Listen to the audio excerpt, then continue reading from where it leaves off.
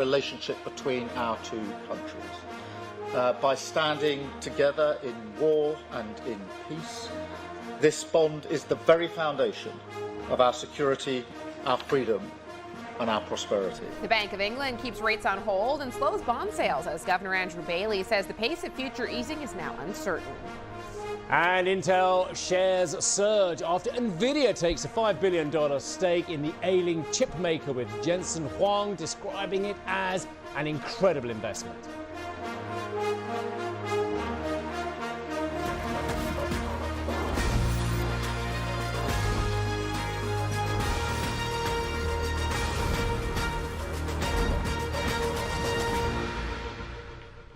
Good morning, everyone, and happy Friday. It's been a huge week here in the UK, so let's just recap some of the big events and we'll get into a conversation on what's transpired and the ramifications. US President Donald Trump and UK Prime Minister Sir Keir Starmer hailed mutual ties as Trump wrapped up his three-day state visit, saying the special relationship between the nations had been renewed. The leaders held talks in the Prime Minister's country residence of Chequers before delivering a wide-ranging joint press conference. The leaders struck a careful tone around any disagreements, with foreign affairs the most prominent area of divergence, particularly surrounding approaches to the conflicts in Ukraine and Gaza. We've renewed the special relationship for a new era. The United Kingdom and the United States stand together today as first partners on defence, first partners in trade, with the groundbreaking deal we struck in May. We are working together to end the humanitarian catastrophe in the Middle East, get the aid in, free the hostages, and ultimately bring Israel and the region back towards a comprehensive plan which can deliver peace and security for Israelis and Palestinians alike. We're also working together to end the killing in Ukraine.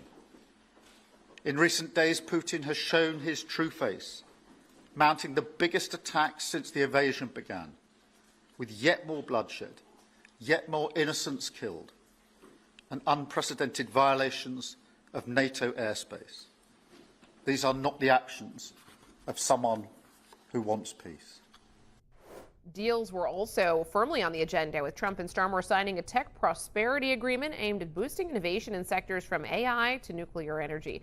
The UK government says US firms have pledged £150 billion worth of investment into Britain during the visit, dominated by £90 billion from Blackstone over the next decade. Trump hailed the agreement, praising business executives present at its signing.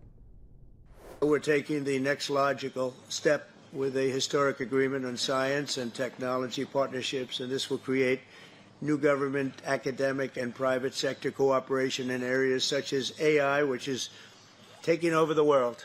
I'm looking at you guys. You're taking over the world, Jensen. I don't know what you're doing here.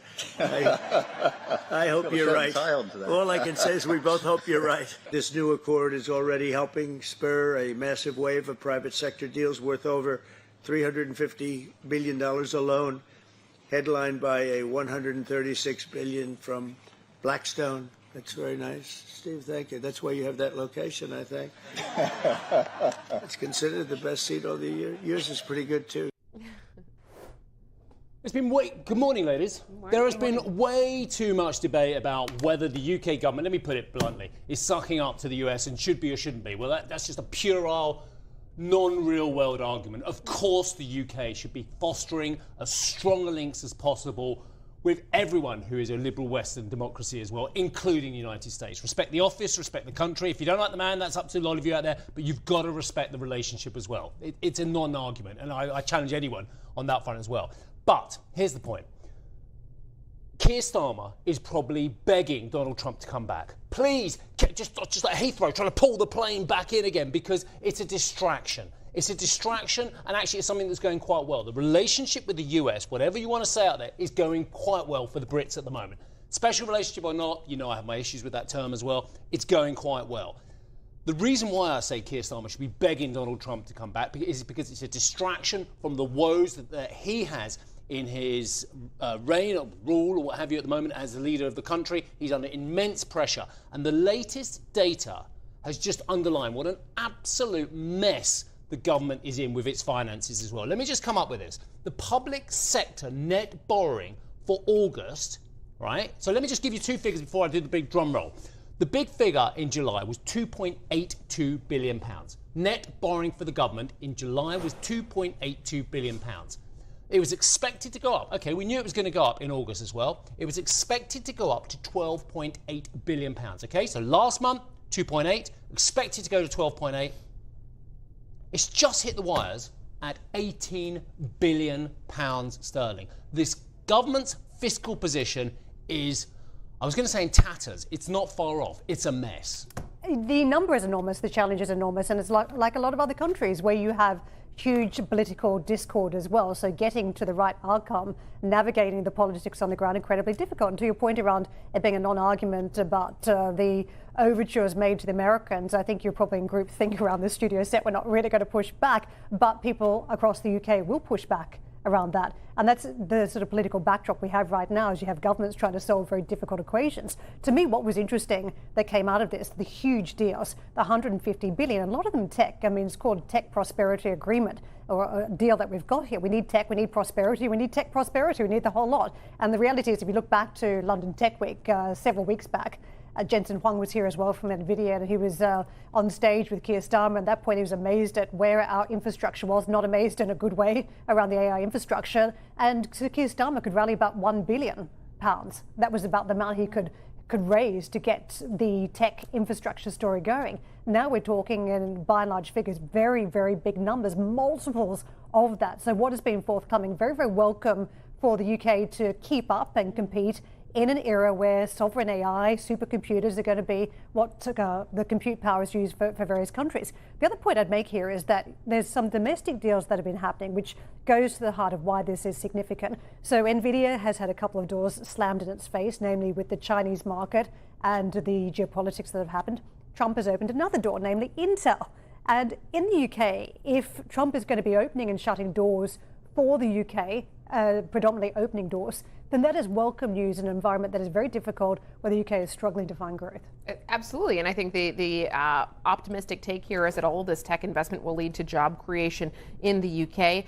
To what extent it will lead to job creation is an open question. You know, watching the press conference yesterday, we were all talking about what the flashpoints could be, because all of the deal-making news was so positive, and actually there wasn't really much controversial in the press conference. It was all an incredibly cordial, united event. I think the most interesting commentary that came out of the Trump-Starmer press conference was actually around Russia, and President Trump saying that Putin has let him down. He was talking about the price of oil and what he's prepared to do to pressure Putin moving forward. And he said that if the price of oil comes down, Putin will have no choice but to drop out of the war, and that he's willing to do other things. But when the people that he's fighting for are continuing to buy Russian oil, that's a problem.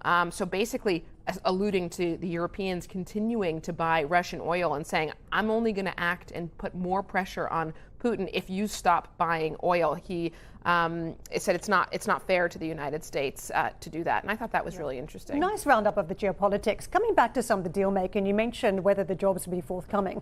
Well, number one, big jobs attached to big checks from American companies. That's where we look. The other part too is that you've seen in a lot of these deals, and particularly in Europe, let's hope in the UK, that there's been a lot of investments or partnerships of domestic companies alongside these major ones from Microsoft and Nvidia. And let's hope that is the case, because if we can see great businesses that are growing to scale in the UK on the back of some of these partnerships, then that would be terrific for the ambitions, technology ambitions in the UK. Let's hope that is forthcoming. I think the other parts here around finding any growth story are incredibly challenging. And Keir Starmer, as he counts down to the autumn budget, he clearly has a challenge trying to find that avenue. One other positive that came out of this week, and I don't know whether you both saw it, but it was commentary from Brad Smith over at Microsoft, effectively saying, look, a couple of years back when they had that problem with Activision Blizzard when they were trying to buy the company, they thought the regulation here really was bad. They couldn't work with it. It had really bad optics, made them really not want to invest in the UK. I'm sort of just adding some commentary to the way they felt. But this week, as they've revisited their investment, they feel like the regulation has improved. And if that is the case, I think that's also very welcome for a positive backdrop in the UK. President Trump's visit has sparked around $200 billion worth of investment into Britain, but it's unclear what the money will achieve. For more, check out CNBC.com. Meanwhile, Bank of England policymakers voted to slow the pace of bond sales to £70 billion over the coming year. Why, everybody? Why? I've got my ideas. Have you got your ideas? Does it matter? It does, actually. Down from £100 billion over the past 12 months in a closely watched decision on the future of its quantitative tightening programme. The central bank says active sales as part of its balance sheet reduction will skew towards shorter-dated bonds after recent volatility in the long end of the yield curve. The plan implies £21 billion in active bond sales, more than in the previous 12 months, with the rest of the reduction coming as bonds mature. The decision came as MPC members voted 7-2 to keep interest rates on hold in a widely expected decision, with the policy statement retaining language saying future cuts will be gradual and careful. Speaking to broadcasters after the decision, Governor Andrew Bailey said he believes there will be further cuts, but the timing and the scale of easing has become more uncertain. Traders see a more than 50% chance of next Bank of England rate cut coming in February, according to LSEG data, with a near 70% chance of rates remaining on hold in the final two meetings of 2025. Goldman Sachs economists, who had previously forecast a cut in November, now see policymakers waiting until the February meeting to ease further. Now, in his letter to Rachel Reeves, released after the decision, Andrew Bailey appeared to blame government policies for contributing to inflation, saying a reduction in labour cost growth had been delayed by, here it comes again, higher national insurance taxes and an increase to the minimum wage. So the Institute of Fiscal Studies think tank thinks that the UK Chancellor Rachel Reeves, will wait for it, and we're all kind of trying to find a needle in a haystack here, or pin the tail on the donkey, pick your metaphor, will face a spending shortfall of £18 billion by the end of the decade if the government is not able to deliver projected gains in public service productivity. That's come up a lot this week, and you'll know that there are concerns that the OBR, the Office of Budget Responsibility, which is independent, is apparently going to downgrade our productivity rather than upgrade it. Well, the Chancellor's spending plans call for 5% efficiency savings from all government departments by the 2028 to 2029 fiscal year, which the IFS says would deliver a funding productivity improvement of 2.3%, unheard of in recent history. Now, coming up on the show, the Bank of Japan keeps its benchmark rate on hold but announces plans to shed its riskier assets. Plus, Intel shares close more than 20% higher after Nvidia takes a major stake in its chip-making rival. And Zurich prepares for its biggest IPO of the year when the Swiss marketplace group goes public this morning. Caroline is at the Swiss exchange and will be speaking to the CEO, Christoph Tonini, first on CNBC at 8:45 London time.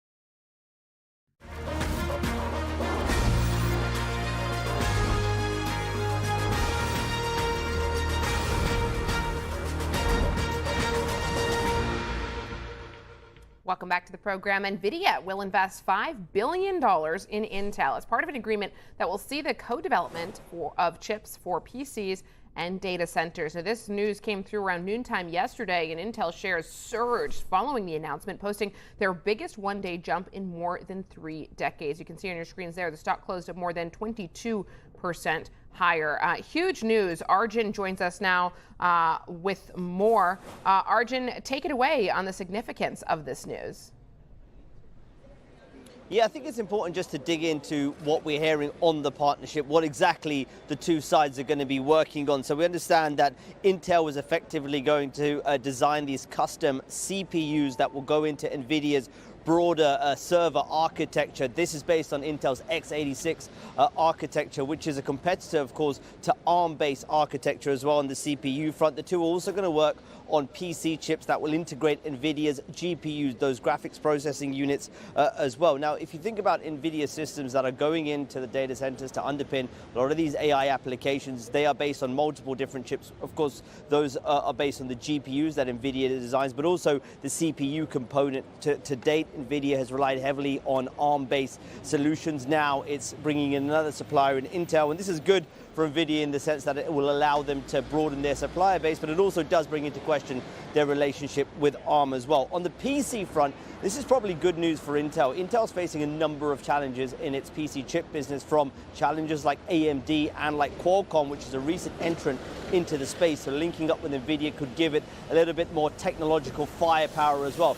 The third part of the equation, which is a little bit more unknown, is the foundry business of Intel. This is the chip manufacturing business. The two haven't really been explicit on how they might work together, but haven't ruled out future partnerships here. And this could be quite key to President Trump's push to onshore a lot of chip manufacturing back to the United States. But Intel has lagged so far behind its Asian peers, in particular TSMC, when it comes to manufacturing. And the big question is, it's not really a money question. They've had lots of investment. It's more about the technological competence at this point of Intel, and whether it's got the technology in place to be able to catch up with the advanced manufacturing we're seeing out of TSMC. And I think that still remains a question mark in terms of foundry. And I think more broadly, will this Nvidia investment give Intel that technological push it needs to continue to compete in areas like the data center and the PC going forward? I think that still remains a big question mark for the market as well, guys. Brilliant, and thank you for picking up that story, because you're actually on Regent Street in the centre of Shishi, London, outside the Apple store. And you're with my favourite camera operator of all time, young Michael. And you're outside. And when we did a little collaboration about an hour ago, there were 15 people in the Apple queue for the 17. I wonder if young Michael can just show us how many there are now. Maybe you could talk over the plethora, the cacophony, the enormous numbers of there's about 3, isn't there? Oh, hang on, that's a part of the queue. What do you reckon, Arj? Tell me how many people you can see.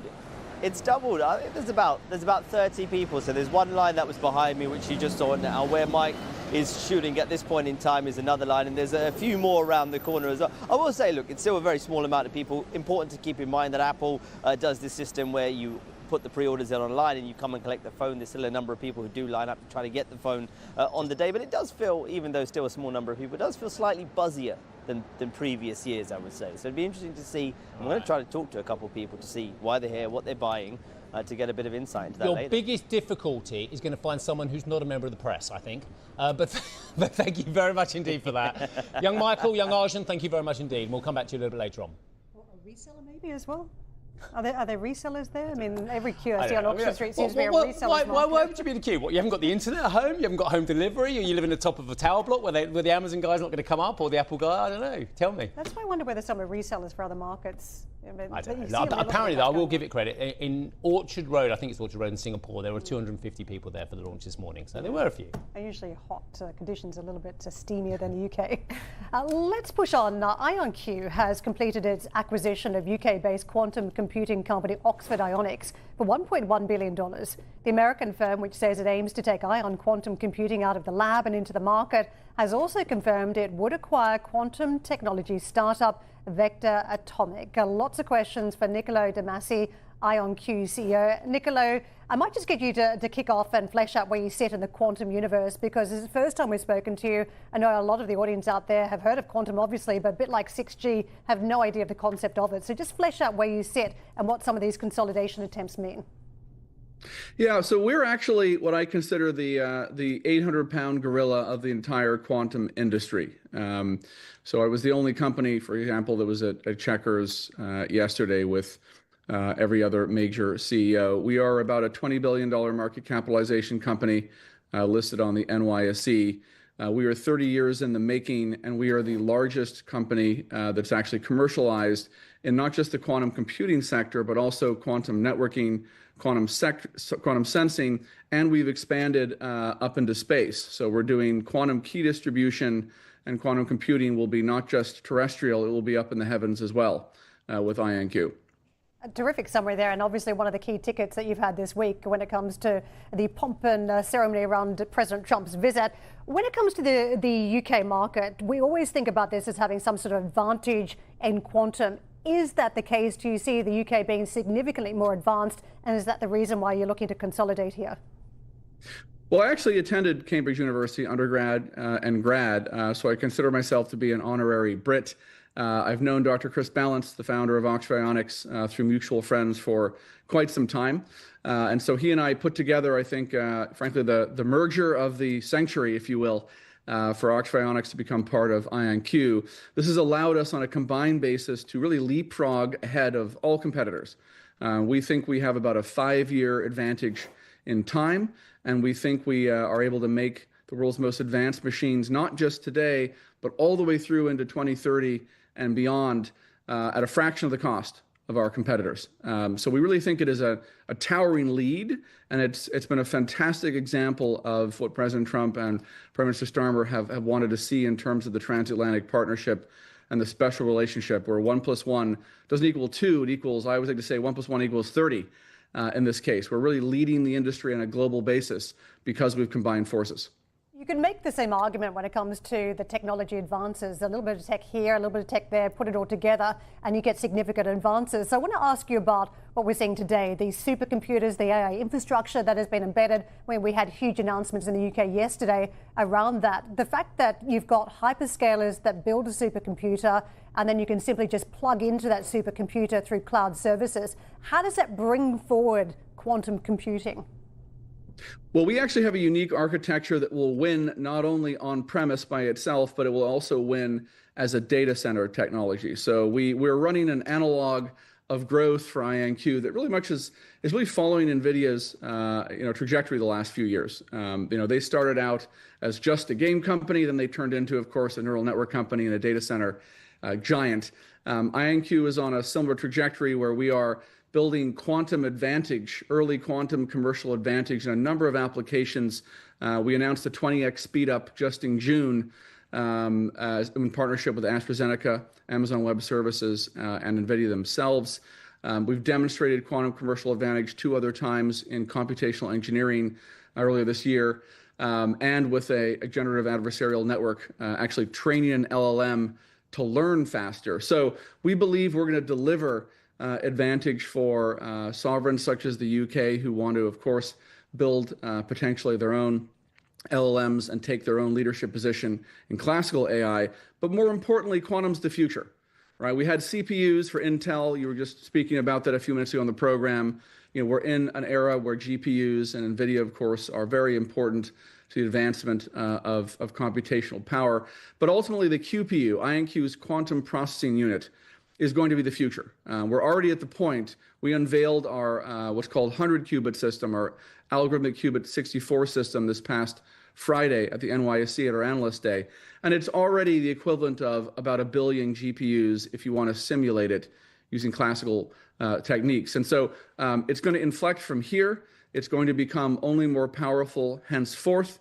Our machine that we announced last Friday is something like 36 quadrillion times more powerful, we believe, than any of our competitors' machines, and it's going up from here. So there's going to be an astonishing exponential, or even double exponential, as I put it, every generation that we improve our machines, and this is going to creep into positively impacting every aspect of applied science in the US and the UK. Tremendous opportunity listening to you talk about the future of quantum and what it can do. But what is the key to making quantum computing commercially viable? Oh, it's already commercially viable. It's simply at the start of that curve where things miniaturize and become kind of doubly exponentially more powerful. We do a lot of work with obviously three-letter agencies on both sides of the Atlantic. We do a lot of work with large corporates who are early adopters and looking around the corner. What's going to take everyone by surprise with quantum computing is the pace of progress. So humans are not very good at understanding exponentials generally. That's not what we grew up on the savannah, if you will, to understand. And so Moore's law was the CPU and GPU example of a single exponential. But IonQ's computers are actually going to advance at double that rate. The exponent of the number of logical qubits is how much more powerful we become. So between a single generation, it's not a factor of 2. It could be a factor of 200 million. For example, in a single generation, or even 2 billion, or even 2 trillion times more powerful in a single 18-month, if you will, leap forward. And so this will overtake all other computing approaches as we get into the later 2020s. And it's already beginning to demonstrate that early quantum commercial advantage, which will then turn into what we call broad quantum advantage, where it overcomes all other computing approaches in all verticals, if you will. So definitely watch this space, because this is changing the world in months and quarters, not years. Niccolo, perhaps you can give the CEOs, business leaders listening to this show this morning some clue as to what this capability means. I mean, what are the use cases for such a gigantic brain power that companies can tap into down the track? Well, it's actually every single vertical of applied science. So financial services, very important. Prediction, early forecasting techniques, data analysis techniques. It's material science. It is computational drug discovery. It is computational engineering. You're going to see a lot in the defense and intelligence sector, a lot in the optimization sector. And that's just the computing side, right? Our networking side is just straight down the fairway on cybersecurity. Quantum key distribution is the only mechanism for transmitting data that is not just practically secure, it's theoretically secure. And so every government and every FTSE 250 business, if you will need to invest in quantum key distribution rapidly if they want to stop the constant classical hacking that's going on. And frankly, the hacking that's going to get worse as the dawn of quantum computers and the era of quantum computers become the norm, because quantum computers are excellent both fortunately and unfortunately at cracking things like classical encryption. It's one of their superpowers that's been known about for a long time. So cybersecurity is a big investment for us. Quantum sensing is a big investment for us. That was the Vector Atomics deal you mentioned that we announced yesterday at the same time as closing Oxford Ionics. We are a full quantum internet company, actually. The future of the internet, capturing data, transmitting data, computing with that data, will all be done with quantum sensors, quantum networks, and quantum computers. And IonQ is the only company stitching this all together into a single ecosystem for our customers, both on ground and even internationally through our satellites. Very exciting stuff. Niccolo, thank you so much for joining us this morning. Niccolo de Masi, IonQ CEO. Let's take a look at European futures as we head to break and count down to the final day of trade here in Europe. We're looking at green across the board, fairly muted in terms of the magnitude, but green nevertheless.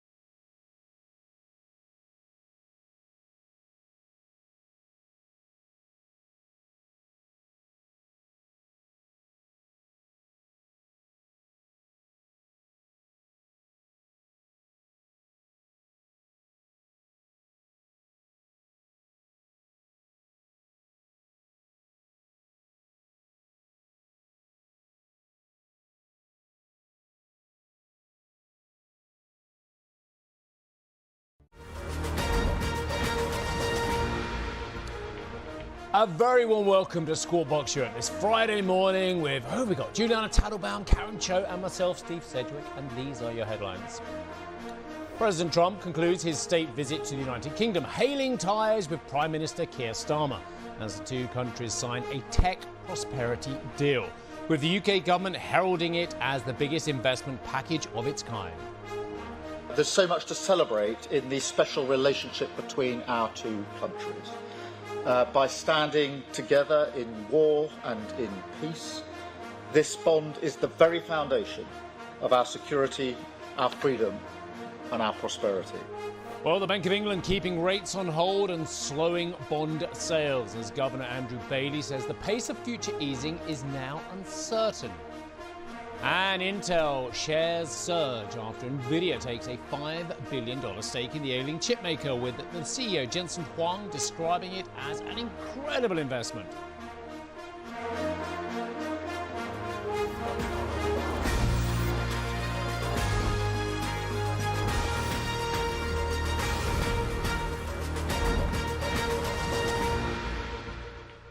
U.S. markets yesterday put together another positive session. You got gains across the board, led by the tech-heavy Nasdaq, which rallied almost 1%, as you saw in the headlines. A massive surge in Intel shares after the announcement of the $5 billion investment from Nvidia, a validation of Intel in the AI space. S&P 500 gained about 0.5%. 7 out of 11 sectors there were positive on the day. Tech was the leader, up 1.4%. Consumer staples was the laggard, pulling back just about 1%. Now, in Asian markets overnight, we are looking at the Nikkei 225 down about 0.6%. Lower across the region, Hang Seng down about 14 basis points. The Kospi over in Korea also trading lower. We're going to talk a lot more about what's been happening in Japan specifically in just a moment. We've got a great guest for you. In terms of European trade this morning, the early indication is that we're going to see a bit of a bounce in Europe this morning. I say a bounce, perhaps more accurately, a continuation of the gains that we saw yesterday. Stock 600 added about 0.8%, so it looks as though the gains will continue this morning, albeit modest at this point. CAC 40 looking to open about 20 basis points higher. Similar gains indicated for the Xetra DAX. Right, let us move on. US President Donald Trump and Chinese President Xi Jinping are set to speak today, with the future of TikTok on the agenda. Top officials from both sides struck a framework agreement, which could see a number of American firms acquire TikTok's operations in the US. Speaking at a press conference as part of his UK state visit, the US president confirmed American investors would play a part in a potential deal.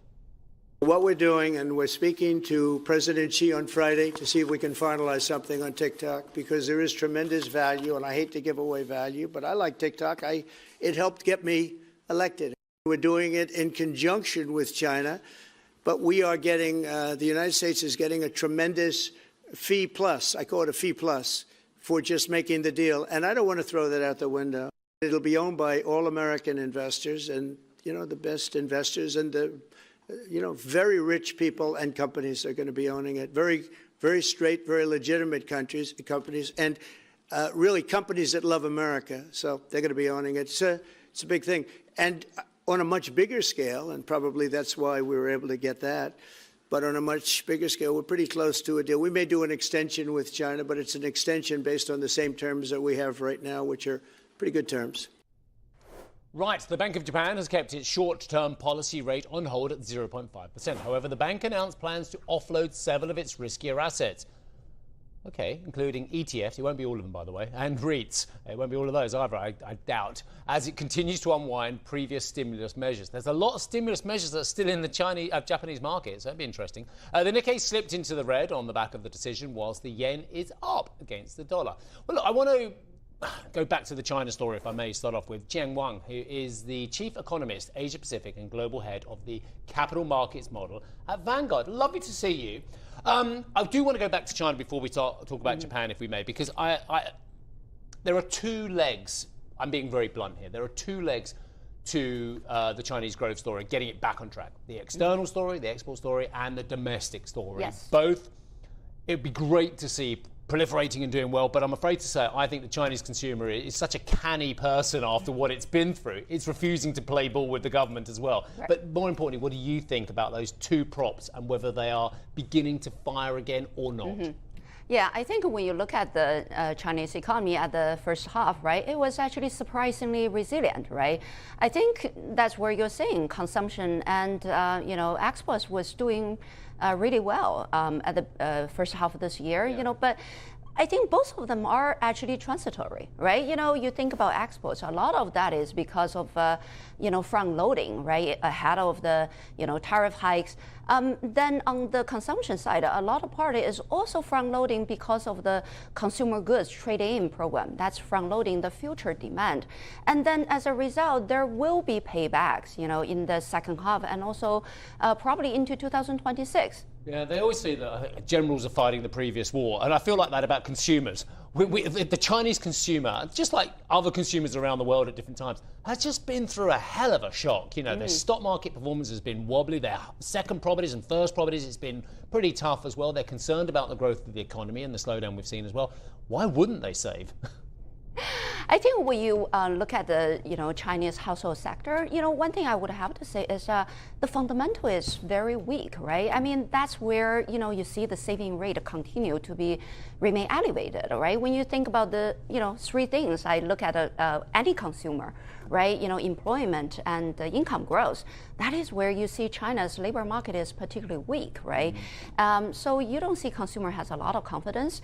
The social welfare network, yes, it's improving, but not particularly strong.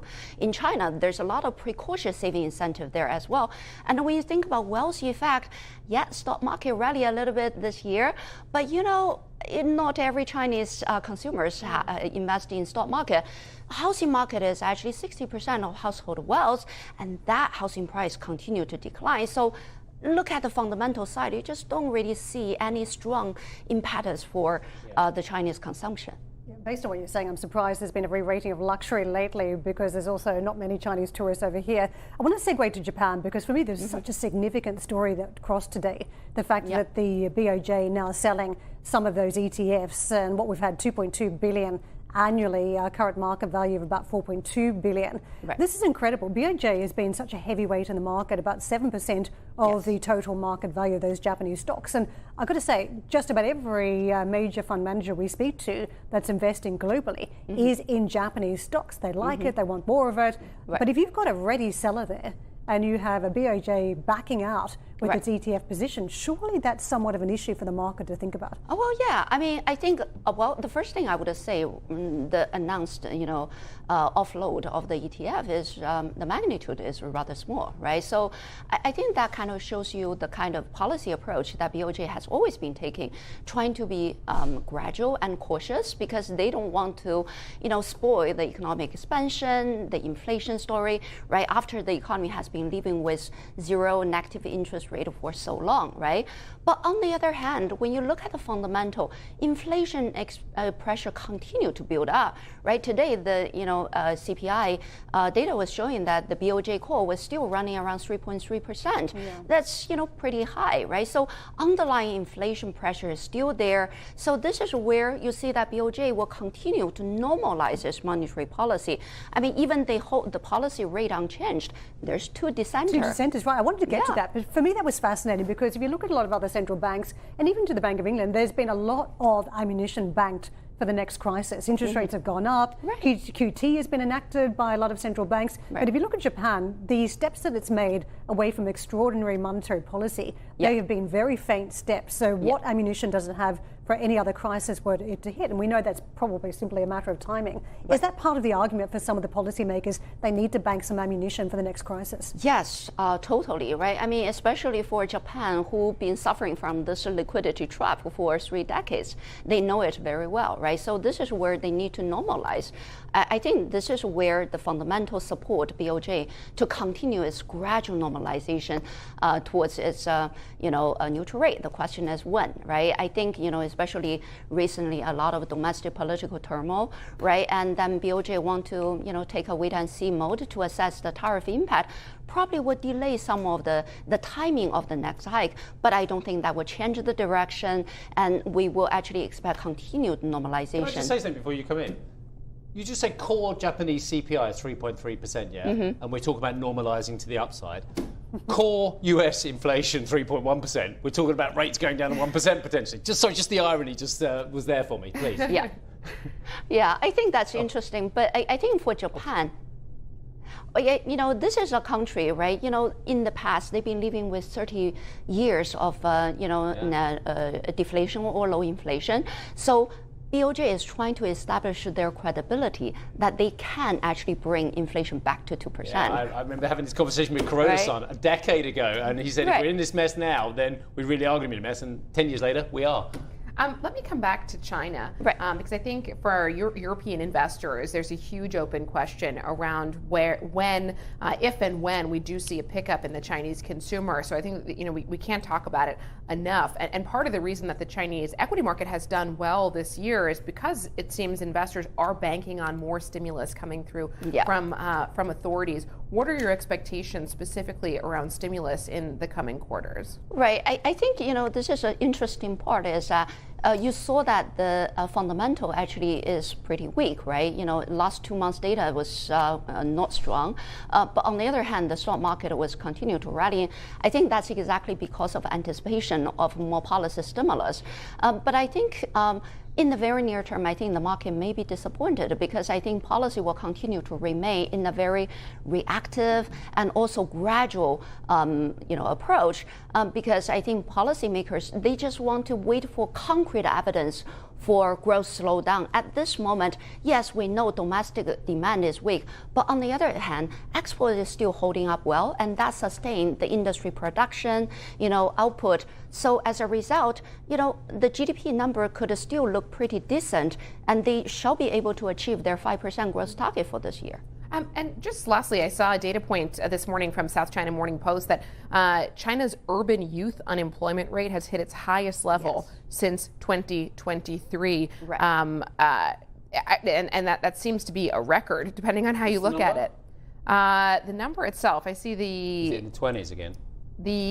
Sorry, I didn't mean to be a pain. I thought it was that's okay. That's 18.9%. Wow. So this is the jobless rate, 16 to 24, excluding students, 18.9% in August. It's up from 17.8% in July. That is pretty staggering. We know that social stability is a huge priority for Xi Jinping. How concerning are these figures? I think the elevated youth unemployment number is both cyclical and also structural, right? Cyclical in economic downturn, new entrant college graduates, young people are always very difficult to find jobs. But there's also structural reasons because of the regulatory tightening over the past several years, right? Many of the industry used to hire a lot of young college graduates. Now they are, not hiring, right? So I think there's structural and cyclical reason behind that. Now, I would say in terms of a social stability concern, probably less that much. A lot of the young kids, they still living with their family, supported by their parents, especially because of one-child policy, right? Then the family can provide a lot of support to them. So I would be less concerned about the social stability on that front, but I do think this is a serious issue, right? When you think about the implication on consumption and also growth. Really interesting, and we're seeing that trend across the world. In fact, totally. Slow hiring of those fresh out of school, and the desire of parents to get rid of their children in their 20s. Not naming any families, It's not just a Chinese problem. Problem shared around the world. Right. Thank you so much for joining us this morning for the fruitful conversation. Ken Wang, Chief Economist, Asia Pacific and Global Head of the Capital Markets Model at Vanguard. Coming up on the show, Apple's latest product line hit stores today, headlined by the iPhone 17 Pro series. We'll get a pulse check on demand. Arjun is live on Regent Street when Squawk Box Europe returns.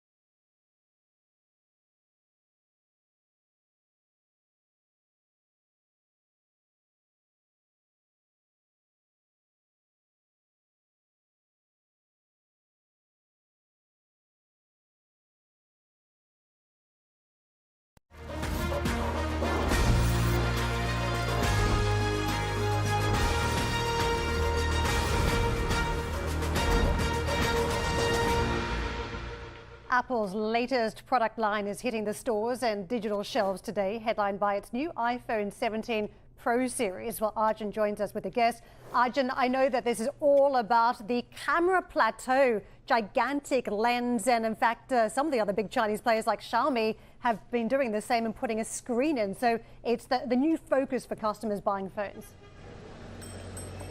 Yeah, it really is. And I had a quick survey of some of the people in the line here, and we'll bring you some of their comments actually later on in the show. But the models that they were most interested in and are going out to purchase today are the Pro variant and the Pro Max. So that's good news for Apple. That's the top tier. And they were very interested in this cosmic orange color as well. Now, I haven't planned to wear this orange blazer. Everyone thinks I've worn it to match the orange color of Apple. I haven't. But this is the popular color. So the design choices and the colors are appealing to customers now. But let's get a bit more insight into how demand is looking with Paolo Pescatore, who's the founder of PP Foresight. And Paolo, just firstly, what are your... Good morning. Good morning, Paolo. And good to see that you're colour coordinated. It was an accident, I must be clear. What are your initial views on the design of the iPhone? I've seen mixed reactions from people saying it's great to one analyst just saying yawn. Well, I was at the launch event in Cupertino and there was huge excitement, and I think overall in the era of sameness that we have seen with the iPhone, it's great that we've seen a completely redesigned lineup, and there's actually now an iPhone for everyone at an affordable price. And Apple's really given people a really good headache to have. And so we're going to really get a sense of what are the sought after features in terms of the slimness. Of course, the Air is a hero product, or whether people are going to go with one of the other variants of the standard iPhone 17 or one of the Pro and the Pro Max. But I think they've tried to standardize as much of the features across the range, and now it's very much empowering the user to decide which one fits better with their lifestyle. And what about early gauges of demand? I've seen a few sort of notes again from various trackers suggesting that the iPhone 17 in terms of early pre-orders is tracking higher than the 16. Is that syncing up with some of the gauges of demand you've seen? Yeah, so far we go by what we hear and see from a number of sources, and it seems to suggest that the iPhone 17 is actually performing a lot better than the 16 lineup. And again, there's something new, there's huge excitement, it's kind of reinvigorated the market. And already overnight, looking at some of the queues in China in particular as well, which is obviously a key core market for Apple, it's encouraging again. Just quickly on China as well, Paolo. Look, Apple's had incredible problems over there. It's facing renewed competition from Huawei and the other domestic players. We're coming out with incredible phones with a lot of strong features that are really appealing to Chinese users at this point in time. Does the latest iPhone 17 series have a chance to recapture some of the audience over in China? Early signs, I would say yes, and it's extremely encouraging. And in particularly the hero product around the Air, it obviously builds on the trend towards slimmer devices. Of course, we've seen a lot of the Asian manufacturers focus heavily on foldable as a differentiation over others such as Apple.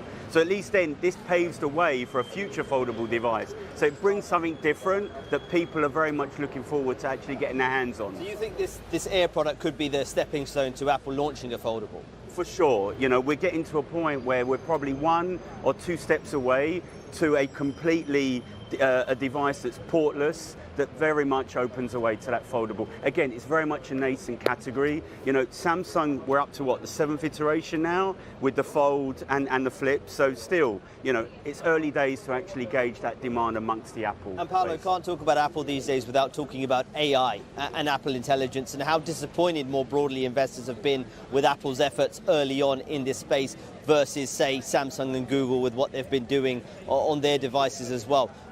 Is Apple too late to this party?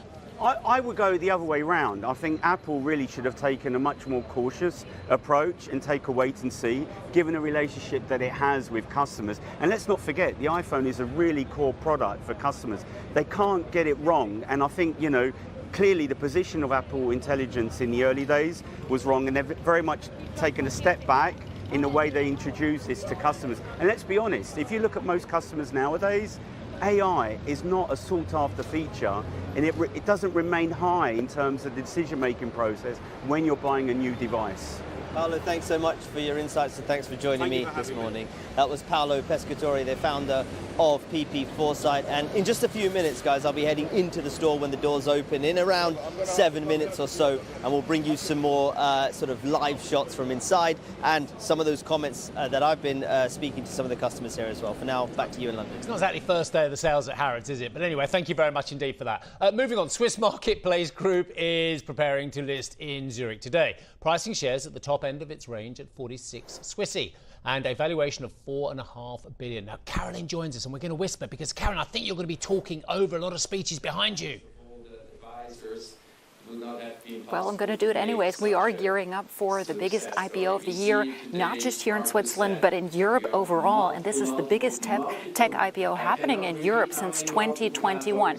This is Swiss Marketplace Group. This is an online platform to buy and sell everything from cars to property to insurance. The company was founded back in 2021. It is PE backed by General Atlantic and by other media groups, an insurance company here in Switzerland. And again, it's pricing at 46 francs a share. This is the upper end of the range, the target range. And I will also say that this raises roughly $1.1 billion and values the company at more than $5.6 billion. So this is a huge IPO, a huge event happening here in Zurich today. We're going to start trading under the ticker symbol SMG in about 5 minutes' time. I'll be talking to the CEO, Christoph Tonini, in about 45 minutes' time. The excitement is building here in Switzerland, here in Zurich, and we'll come back with the opening and, of course, the interview in a few minutes' time. All right, Caro, well done. Thank you very much indeed for that. I hate doing that. When I'm rubbish at it. You love doing it. You love a good whisper when you're in the scrum. Well, I struggle to whisper at any time in my life, but yeah. That's what makes it so amusing. Yeah, it does, doesn't it? I want to just come back and just point out something. There is a vast amount of money being raised all the time in Europe. We concentrate a lot on the dearth of IPOs. I get it. I see why we're doing it. But both in the private sector that you cover and the public sectors as well, I think I've had this told to me by a European capital markets guy a few years ago. And I was like, oh, there's nothing going on, you must be.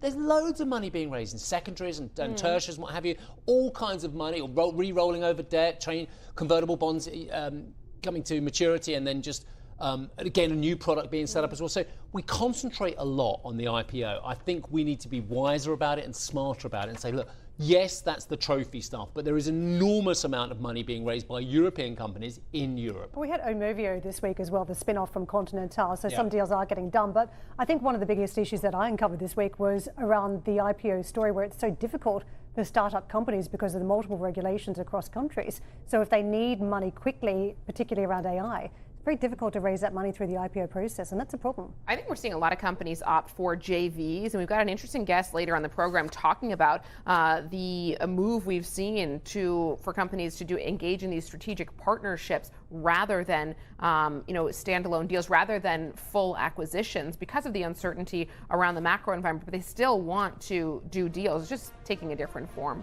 We've got plenty coming up on the other side of this. The Swiss Marketplace Group listing. We've got the market open for Friday. So far, we are called higher. We're chasing a bit of green to close out the trading week.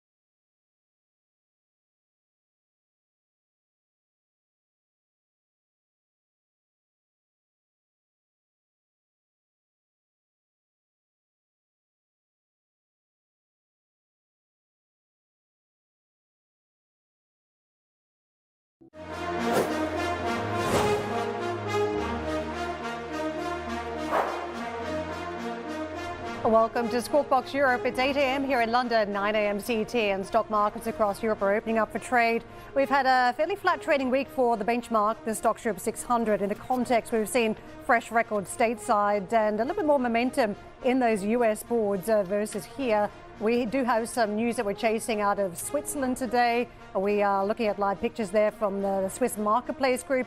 IPO did price at the top end of its range. And of course, many other companies looking at how this one lands in the marketplace on the SIX exchange, whether it unlocks a pipeline of other IPOs. So we're closely eyeing the developments there. Tell the viewers what's happening. We're waiting for the gentleman to ring the blooming bell. And Karen's trying to talk over it and kind of ad-lib and keep going. But, I mean, that's the biggest cowbell I've ever seen, by the way. That's one hell of a heifer, isn't it? You see a lot of them at the airport where, in Zurich.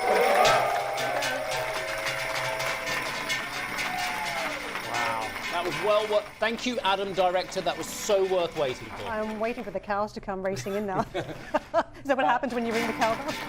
I guess so, yeah. But let's go to Julianna instead, who's going to talk us through the gainers. No connection whatsoever. It is pretty cool to see and hear the bell, though, I have to say. I'm glad we got it for you in the opening moments and the fireworks. A special way to start the Friday morning. But as for European markets more broadly this morning, we are seeing a positive start to trade. Oil and gas out in front, up by about 0.4%. Basic resources up by about the same. Healthcare, utils also trading higher this morning. This follows gains yesterday for the main benchmark. Stoxx 600 rallied 0.8%. Now flat on the week coming into today's session because we did have a sell-off a little bit earlier. Now, in terms of the downside trade this morning, here are the laggards in Europe. You've got technology off about 0.6%. Media, food and bev, and household goods also trading lower. So it actually looks like more of a mixed start to trade than the futures were indicating. Let's put it all together at the regional level and see what's happening when we look at the bourses. We yesterday saw the Xetra DAX gain about 1.4%. So the Xetra DAX was the leader in yesterday's session. We'll see if that continues today. There you've got the Xetra DAX up about 0.2%. The CAC 40 out in front, in fact, up about 0.3%. FTSE 100 and the FTSE MIB trading marginally higher this morning. Right, let us move on because I'm fascinated. I would love speaking to the next guest anyway, but everyone's looking for safe havens. Everyone's looking for offsets at the moment. Everyone's worried about the equity market valuation, but are they doing it via derivatives? I'm going to go into the derivative side of things for a minute, and then the ladies will take it away to the broader market. But Benedict Lowe is equity derivatives strategist at BNP Paribas CIB. Benedict, lovely to see you. It's my old neck of the woods, so I'm very excited about whenever we get to talk about derivatives. They don't let me very often. Everyone's looking for safe havens. Everyone's worried about the long end of the bond market. Everyone's worried that the gold price has gone too far. Is that coming through at all into your world? No, so our thinking into year end is that we're in this setup where we're going to have some global fiscal stimulus, whether that comes from the big beautiful bill in the US or the German fiscal stimulus, and that should provide a tailwind for risky assets as a whole. In Europe, we're going to start to see the positive impact from the past ECB rate cuts that we have this year. So we think we're going to see improvement in the economic data. At the time, our positioning remained actually quite low in Europe, neutral in the US. So we think there's more upside for stocks into year end. Benedict, I think we just want to look at the opening price on what's going on over in Switzerland as well. So let's just have a look at that. I think we've got that. So, what have we got? We've got the opening. Well, look at that. Oh, my goodness. SMG, who we're speaking to the CEO, Mr. Tonini, in a few moments' time, 38% higher. Well, I never know if that's a good thing or not. You kind of want it, 10, 15, but 38 means if you price it too low, I don't know. Anyway, it's going to be volatile, so we'll keep an eye on it as well. Oh, there you go. Is that... I was crunching the numbers on that. I mean, the price was 46 Swissies. What was that other number then we just had? It was only up 4.9% now. That's very strange. Anyway, it's winging around anyway, so we'll do that. Benedict, so that's really interesting what you just said. You pretty much said the tailwind for risk assets on the back of the fiscal program. I am such a curmudgeon. I am so grumpy that I think, hang on a second, this fiscal stimulus worries me. It doesn't excite me, it worries me because of the debt implications as well. That's because I'm such a bore as well. Shouldn't that create a problem for risk assets? I think the first kind of immediate implication would mean higher growth numbers, and that should feed into positive earnings revision, especially in Europe where we've been lagging on the earnings front. So I think the immediate impact should be a better prospect for growth. Now the question is, there's a credibility around the trajectory of the debt, especially in Europe, that it's been raising quite recently. But I think that's more a second-hand problem than just like a short-term one. Just back to my original point as well. I mean, you inhabit a world I grew up in, literally, figuratively. The derivatives world, are you seeing, I mean, we're not seeing it with the VIX, so are you seeing any appetite for more risk premium, or just buying premium, for instance, to protect yourself? Yeah. So the parameter space at the moment is that vol is quite low, but the reason why it's so low is that the realized has been very poor over the summer. Yes. Over the summer, we had implied that came under pressure with poor realized. Basically, you had 20 days of nothing happening, and then one day from here and there where you had heightened vol. But that means that honing a long Vega position has been very difficult, and that's the reason why with S&P 5-day realized vol at 5, it's been really hard to get those long Vega exposure. Explain to you, because you went into the world I love there. Vega obviously is the level of volatility. Vega, if the level of vol goes down, you lose money. If Vega goes up, you make money. And you mentioned implied versus realized or historical. The realized being the actual volatility in the market. The implied is what is the one that they can trade. Exactly. Brilliant. One of the space though where there is more risk priced in is on skew.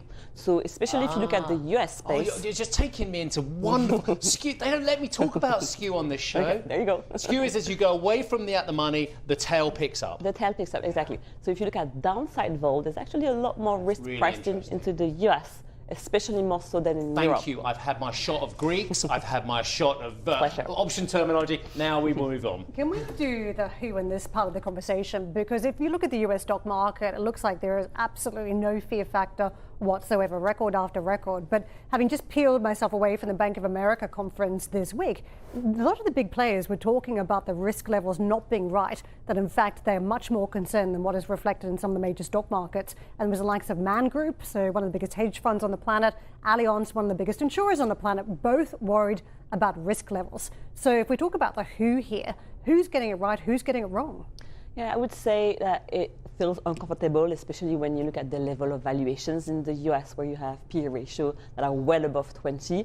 But the reality is that valuation can stay high for longer. You need a catalyst for stocks to kind of break from those levels.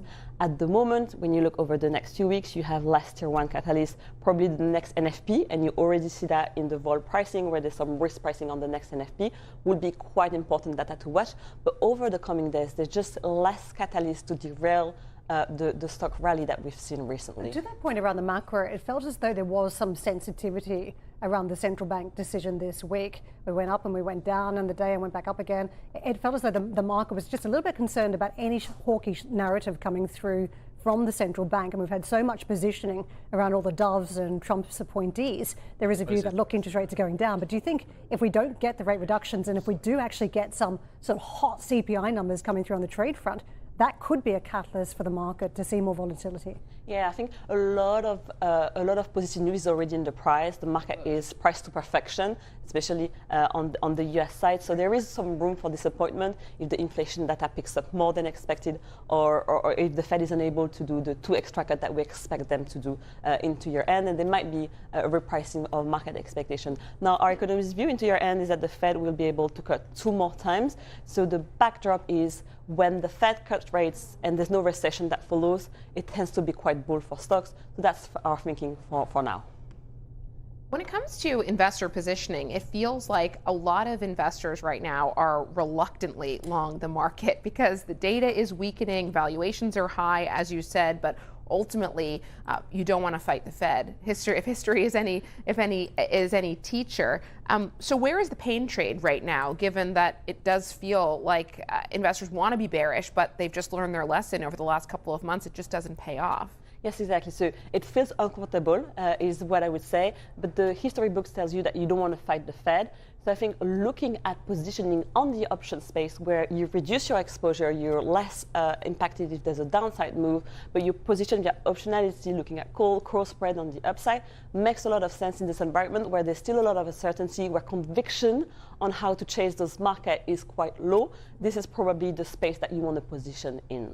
And when it comes to catalysts here, we've got the November 26th budget coming up here in the UK. What are you seeing in the options market in terms of positioning around that? Is it being seen as a major catalyst for UK assets? Not really. So the UK space is one where vol tends to be actually really low. Optionality, you tend to see the pricing quite low because it tends to be an index that is a bit more defensive. So you have less of a pricing of that. And I would say it's been less on the radar of equity markets for now, more so than on the bond markets. And in terms of Europe more broadly versus the US here, what is your sense of how investors are viewing the relative value, given valuations in the U.S. have now continued higher? U.S. markets just continuing to hit record high after record high, and European markets have become extremely sluggish comparatively. Yeah, so we expect some upside into European stocks. Now the question of whether we're going to outperform the US is another story.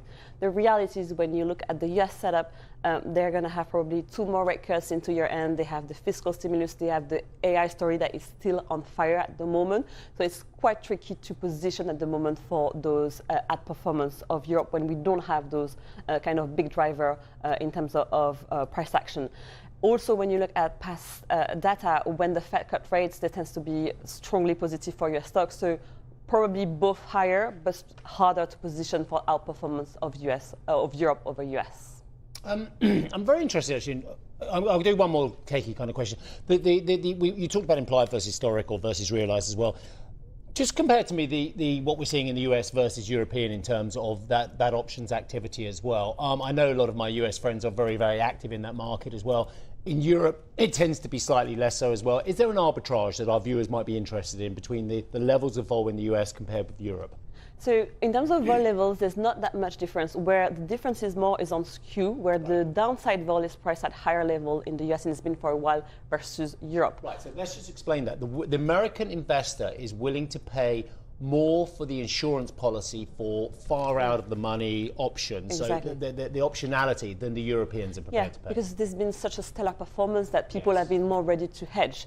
So what this tells you, if you want to hedge for your US portfolio allocation, looking at shallow hedges, so using that skew level to put some position on is really attractive. So like put spread, put ratio, all of those types of trades that are shallow hedges screen really well on a parameters basis. Fantastic. Can I ask you for a bit of a granular look at the French stock market, because it has been out of lockstep with the rest of Europe, very bumpy, the different catalysts at play, of course, the luxury story where the market faded that, but there's been a lot of nibbling around the edges lately, a bit more interest coming in around re-rating by some of the brokers, the French political situation that's having an impact on some of the French stocks, namely the banks as well. So how are you thinking about the way investors are positioning around France and whether there's any upside into year end? Yeah, so we've seen actually over the past months, the CAC hasn't underperformed by that much the 5E. But if you take since the snap election of 2024, we've underperformed the broad European markets by around 10%. So there's been that discount priced into French stocks.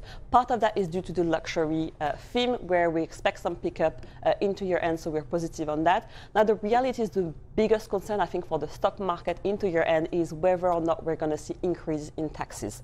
If at the moment, and it's not being brought by the different parties, we avoid that. We think there's a room for stock to rally into year end in the theme of luxury, in the theme of too much negative news priced into the CAC. Really interesting. There's so much debate now among analysts and investors as to whether now is the time to buy back into these luxury names. Benedicta, thank you so much for joining us this morning. Benedicta Lowe, equity derivative strategist at BNP Paribas.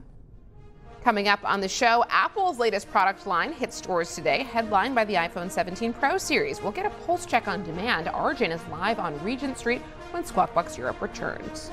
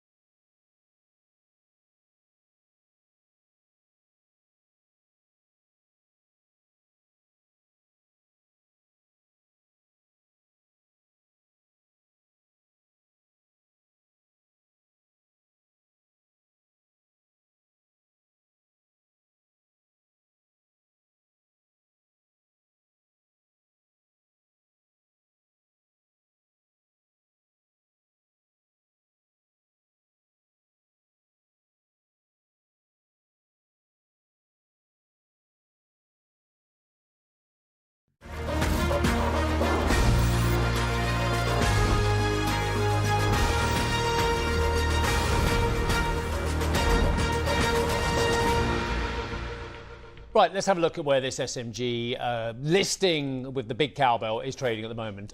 There you go. That's more like it. I'm sure the issuers and the sponsors and everyone's very happy with that now. 6.4% higher. There was a bit of a data issue on the first print, wasn't there? But it is trading comfortably in positive territory. Just to remind our viewers that our very own Caro is in Zurich and she will be speaking to the CEO of SMG, that's Christoph Tonini, later this morning. I will say later this morning, it's about 29 minutes time. There you go, first on CNBC. So let's have a look at this Nvidia story. Julianna. Nvidia will invest $5 billion in Intel as part of an agreement that will see the co-development of chips for PCs and data centers. Intel shares surged Thursday, posting their biggest one-day jump in more than 3 decades. Well, this news came through yesterday in the middle of decision time, just after the Bank of England news came out, and immediately Intel shares up more than 30%. I think this is extraordinary news, massive validation for Intel from an AI perspective here. My question is, to what extent was the U.S. government influential in getting this deal done, either directly or indirectly? Clearly, Nvidia is trying to toe this fine line between the U.S. and China. Intel's got a 10% stake. The U.S. government has a 10% stake now in Intel. So fascinating, I think, political dynamics at play here. Well, huge. I was talking about this earlier. I think that with that China door being shut because of geopolitics for Jensen Huang, that another door was open before the state banquet, and that was Intel. And to me, this deal really tests the notion that people say yesterday's winners won't necessarily be tomorrow's winners. Well, maybe they will be because of all of this intervention behind the scenes. I mean, Intel is a company that you would have genuine doubts about its success for the future AI era, given the misstep in execution. I mean, we've been waiting for so long for the AI innovation to come through from this company, but simply has been to date unable to execute. What have you got now? One of the biggest, most successful companies of 2025. Now, of course, engineering some sort of revival for Intel. So I think it is significant, but it also tells you how the US will use its own previous champions to power AI from here. I think, jump in. No, you go ahead. I was going to say, the reason that I think it begs the question how much of this decision was political, we never heard Nvidia talk about needing to do a partnership like this before. I mean, this I think caught a lot of people by surprise because they didn't really see the need to do this before. So why now? Why Nvidia invest $5 billion in Intel now? I think you're overplaying it. I think it's political. I think it's it's chump change to Nvidia. It's like it's for anyone else, it's a lot of money. Nvidia's free cash flow was about 72 billion last year. It's going to be more this time as well. You know, Nvidia buys stakes in just about everything out there if they think it's hot. They're trying to use this enormous free cash flow, this enormous revenue, to have optionality on everything going on as well. Given the pressure coming from the US government and the US government looking at Intel and its own stake and what have you as well, I wouldn't overplay what they think they can do at Intel. I think it's Nvidia being really smart, political, and giving itself optionality. There's a lot of talk as to whether this could be the precursor to an acquisition or breakup of Intel, that this is just the But we don't say that every time they take a stake in every other company. No, of course, and to your point, Nvidia has partnered with just about everybody on the planet, and there's a lot of money that has gone from Nvidia into a lot of these partnerships. But for Nvidia, it's about capacity, building up capacity in some areas, having the right areas of expertise where it needs it. But the reality for Intel is that it needs a very large customer to come to the party, and that would be Nvidia potentially, but some of the others, likes of Qualcomm as well, and Broadcom have been discussed. US President Donald Trump and Chinese President Xi Jinping set to speak today, which is more than I can do.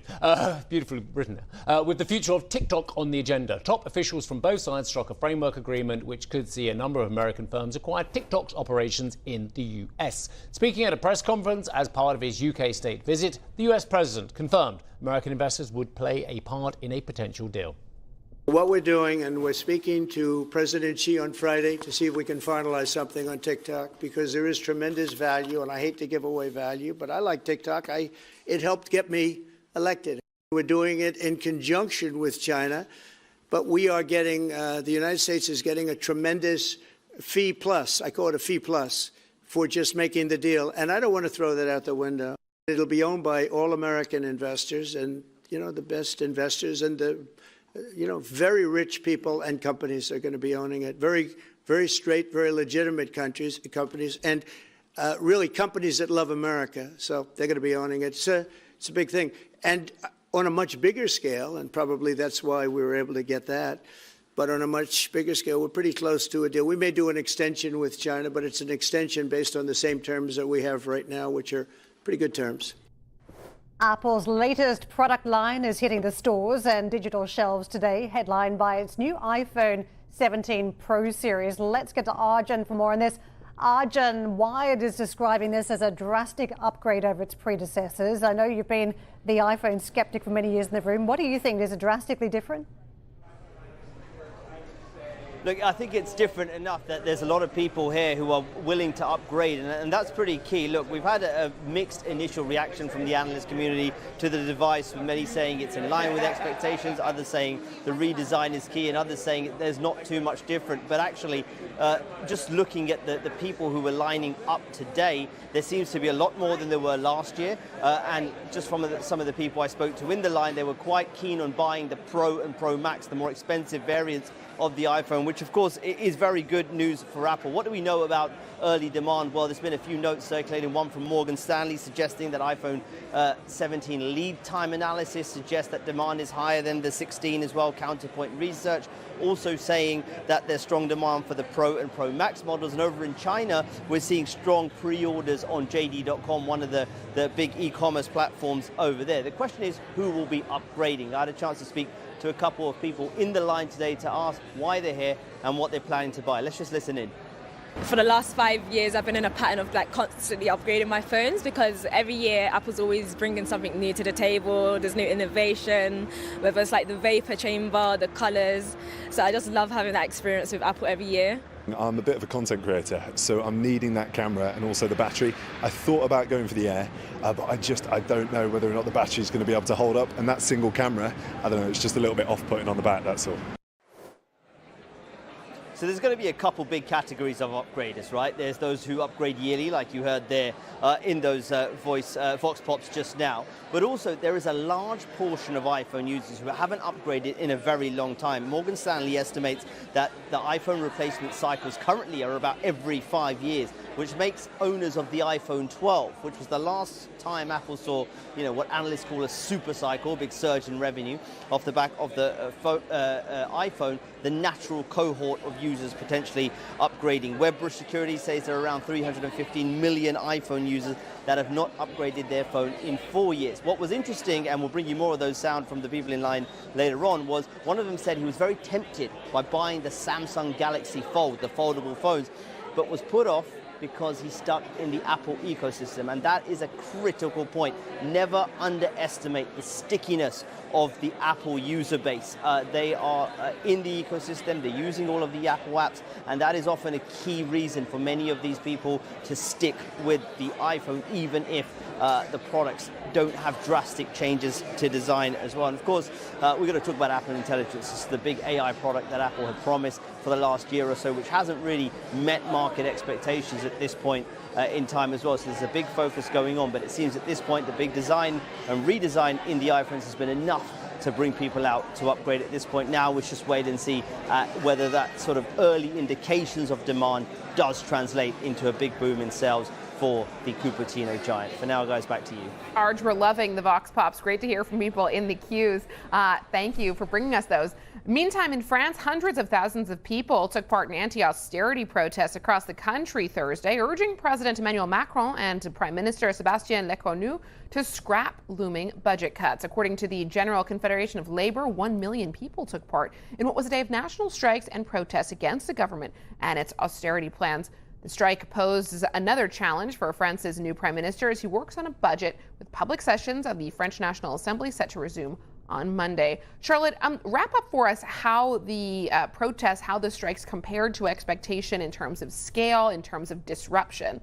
There were successful strikes there. All the unions had called for this movement. Yesterday, that follows the one that was called Bloc Contour. The week before, there was protests that were more spontaneous, the ones last week. But these ones were organized. 1 million, according to one of the key unions that participated. The authorities say closer to 500,000. So the truth is probably in between. There's always different numbers there. But certainly, some strikes and movement in school, transport, hospitals, again, to warn the new Prime Minister, Sébastien Lecornu, against potential cuts in the upcoming budget and the ongoing negotiations for the budget budget for 2026. And now, in a statement later yesterday, Le Cornu said that he reaffirms commitment to continuing dialogue with all the social partners, and that the demands put forward by the trade union representative echoed by the demonstrators at the heart of the consultations that started last week. So we'll continue the discussions, including with unions and other political parties, because again, you remember it is a minority government. He needs the support of other parties in order to not be toppled like its predecessor, François Bayrou, around the question of the budget. Key meetings, of course, is with the socialists. They met already last week. And one key demand that the socialist group have is the Zuckman tax. And that's very much at the heart of many, many conversations in France at the moment. It's a 2% wealth tax on people that have a wealth above 100 million euros. And so that would affect around 1,800 households in the country. Now, according to Zuckman, and economists say that could raise 20 billion euros and help plug the hole in the budget. Now, some economists actually disagree with that, say it would bring only around 5 billion euros, and that also it would trigger some capital flight in the country where taxes are already very high. Interesting voice that came out against this is Arthur Mensch, the CEO of Mistral AI, of course, the AI champion in France, who obviously doesn't get political very often, but he did come out against it, saying this could kill the dynamic around the tech industry in France in particular. So, you know, this debate is very much ongoing, but we know that Le Cornu has to give the socialists something. It's a measure, the Zuckman tax, that's actually very popular with the public opinion. Yeah. So that will be where he needs to negotiate potentially. So that's one to watch in the coming weeks. 100 million, nothing for some of these tech entrepreneurs that are becoming newly minted thanks to the fortunes of AI. Charlotte, thank you very much. Coming up on the show, we'll be looking back on 3 days of pomp and ceremony and investments, crucially, as President Trump wraps up his 3-day state visit to the UK.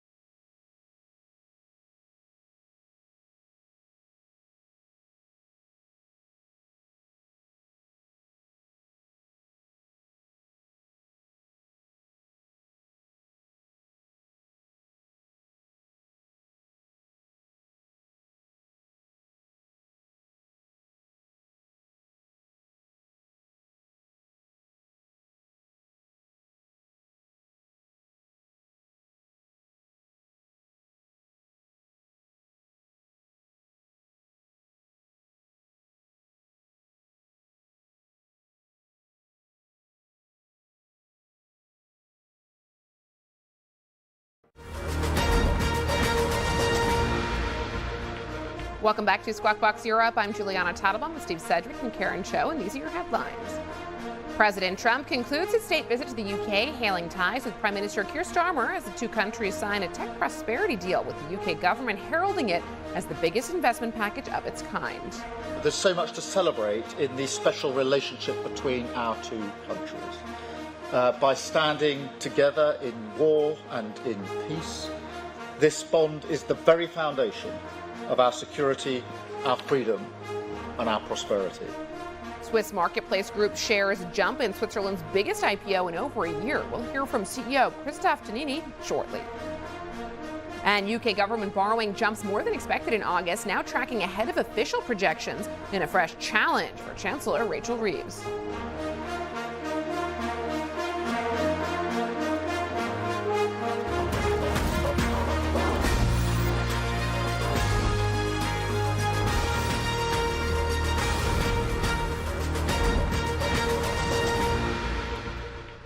We are 30 minutes into the trading session, and so far what you're witnessing, a bit of a split market. The FTSE somewhat underwhelming on the flat line, but we are seeing a bit more momentum come back into European stocks, particularly on the French market. That is one that is higher than the rest, trading up almost 0.6% versus only a tenth on the DAX, and about a third on the Italian market, so somewhat in the middle. It has been mostly a week where the market hasn't moved much from the flat line. If you look at the benchmark, the Stoxx Europe 600, fairly flat going into this session, despite the records we've seen inked stateside.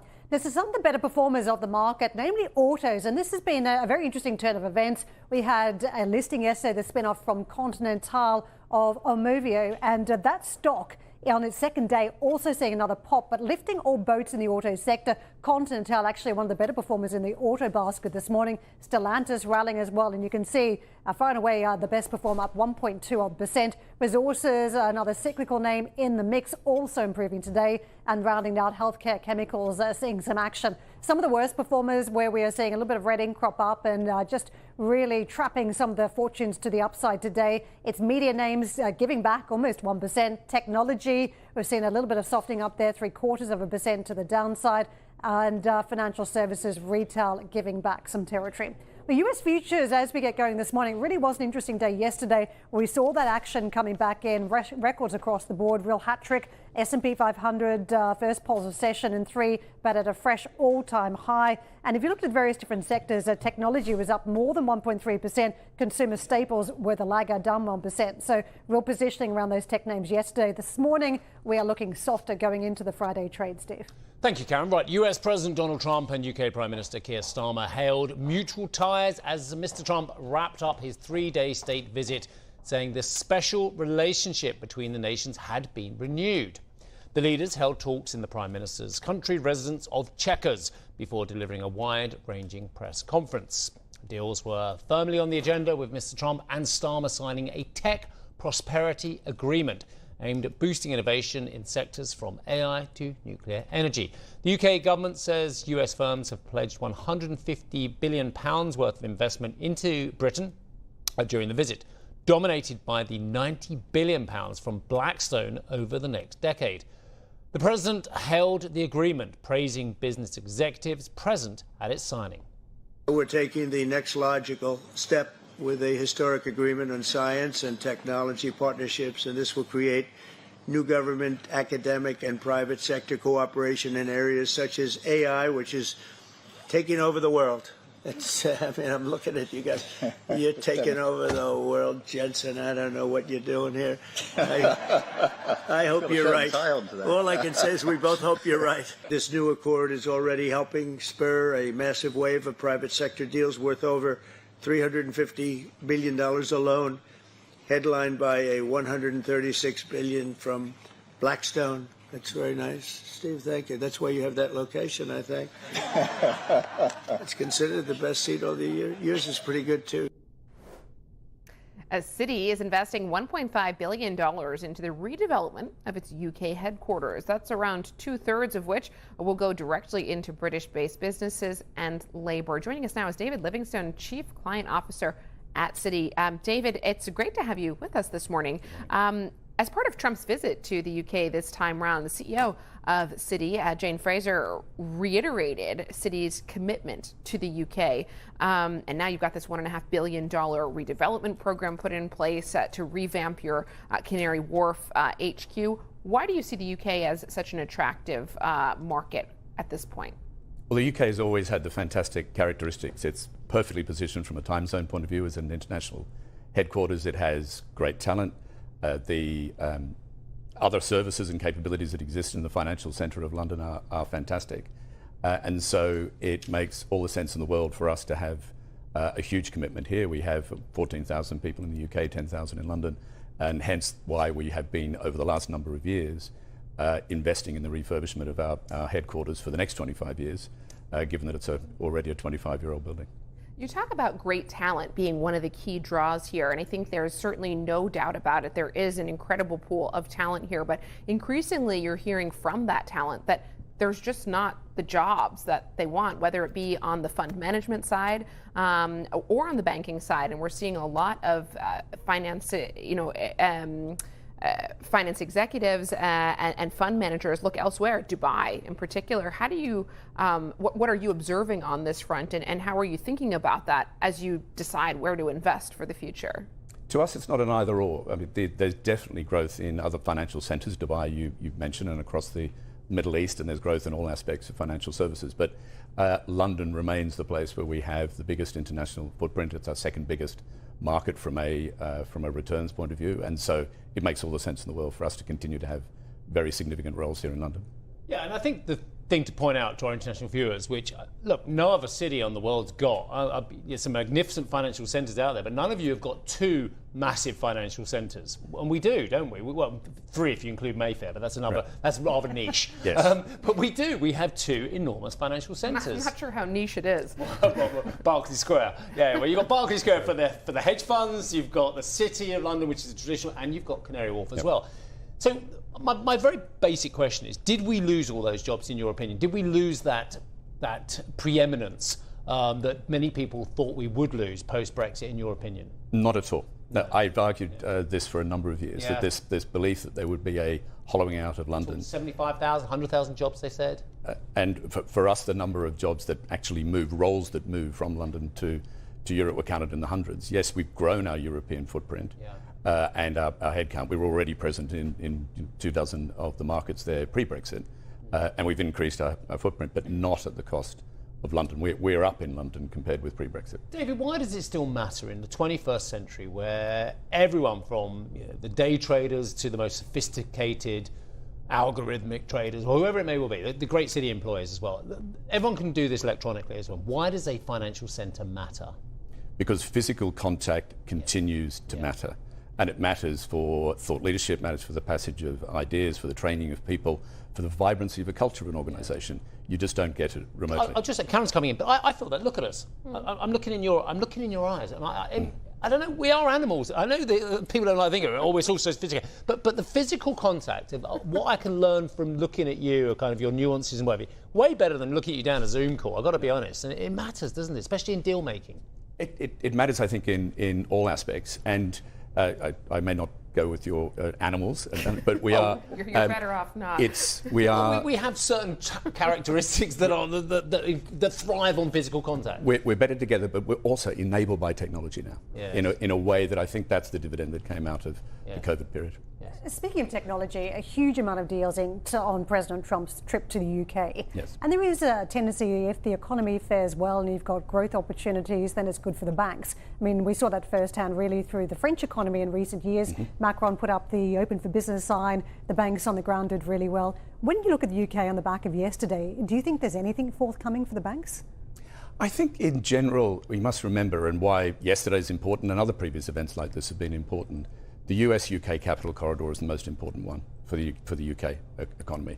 We have those twin deficits of fiscal and also capital need. And so the confidence being expressed by US companies yesterday was very, very important. It's not the first time, and we're sure it won't be the last. But it also does mean, yes, there will be more activity required for capital raising, for transactions, and also for general banking services here in the UK. As we talk about technology being a big growth area, though, do you think the UK is capturing enough of that slice? I mean, we've seen Stargates announced just about everywhere now, and the UK as well. Do you see enough action on the technology side? Is the UK keeping up? The UK is keeping up, and I do still think that the UK is high in that league table of innovation. And I think it comes from the nature of the education system, the capabilities that here, the startup vibrancy that exists. I don't think you can ever say it's enough. And certainly in competition with the United States, or indeed in partnership with the United States, they're setting the benchmark. And the UK needs to make sure it stays that way. It's interesting you say that the UK doesn't have a problem when it comes to innovation, because that's been what we've been hearing over and over again. We've been talking to a lot of VCs this week who invest in the UK market, and they say innovation is not the problem. We've got incredible universities here. We were just talking to IonQ CEO, who's just acquired Oxford Ionics in quantum computing, and the UK has been a huge leader in that, in AI as well, in agentic AI with DeepMinds. But the problem is these companies often don't scale. How do you see that resolving itself? How can the UK better help these innovators scale their businesses so they don't go elsewhere? There is, as you say, a huge gap between the vibrancy of the venture capital market here, the early stage capital in the UK, and then all of the seed capital to go further to take companies to maturity. And that's why the scaling here, the business activities might scale, but the capital is not coming from the UK. What's the solution? More risk appetite within now quite traditional and risk-averse pension funds in the UK, because they've been driven to a much more fixed income, lower equity investment, and that has also impacted upon their appetite into some of the more venture and growth capital segments. Does that mean then that... Look, I'm not saying Rachel Reeves has got an easy job as well, but so many businessmen and women that we've spoken to in the city and beyond were so excited about a breath of fresh air at number 11 Downing Street after, governments go stale. We know this happens after a certain period of time, whether you like the Conservatives or not. But she hasn't delivered in many fronts of what I hear that business wanted as well. Does that make this next budget just that really much more important, or actually you're not hoping for much? The degrees of freedom are very, very few, and we've seen this with the, I suppose, the institutional position between the Bank of England and Treasury. And Treasury would like lower rates, but that will only come with a better fiscal condition, and that's really what's in the hands of the Chancellor, and we'll see what she says in November. I think it is important. I don't think anyone could look at the budget and say it's not relevant to the settings in the UK. So just going back to our original conversation about the talent in London and London's preeminence, and we actually had a conversation with Charlotte just now about France and a tax on the Uber Eats.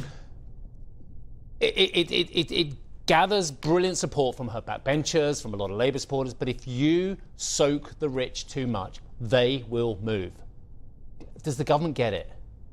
I think there is an understanding that capital has a choice, and I hope so.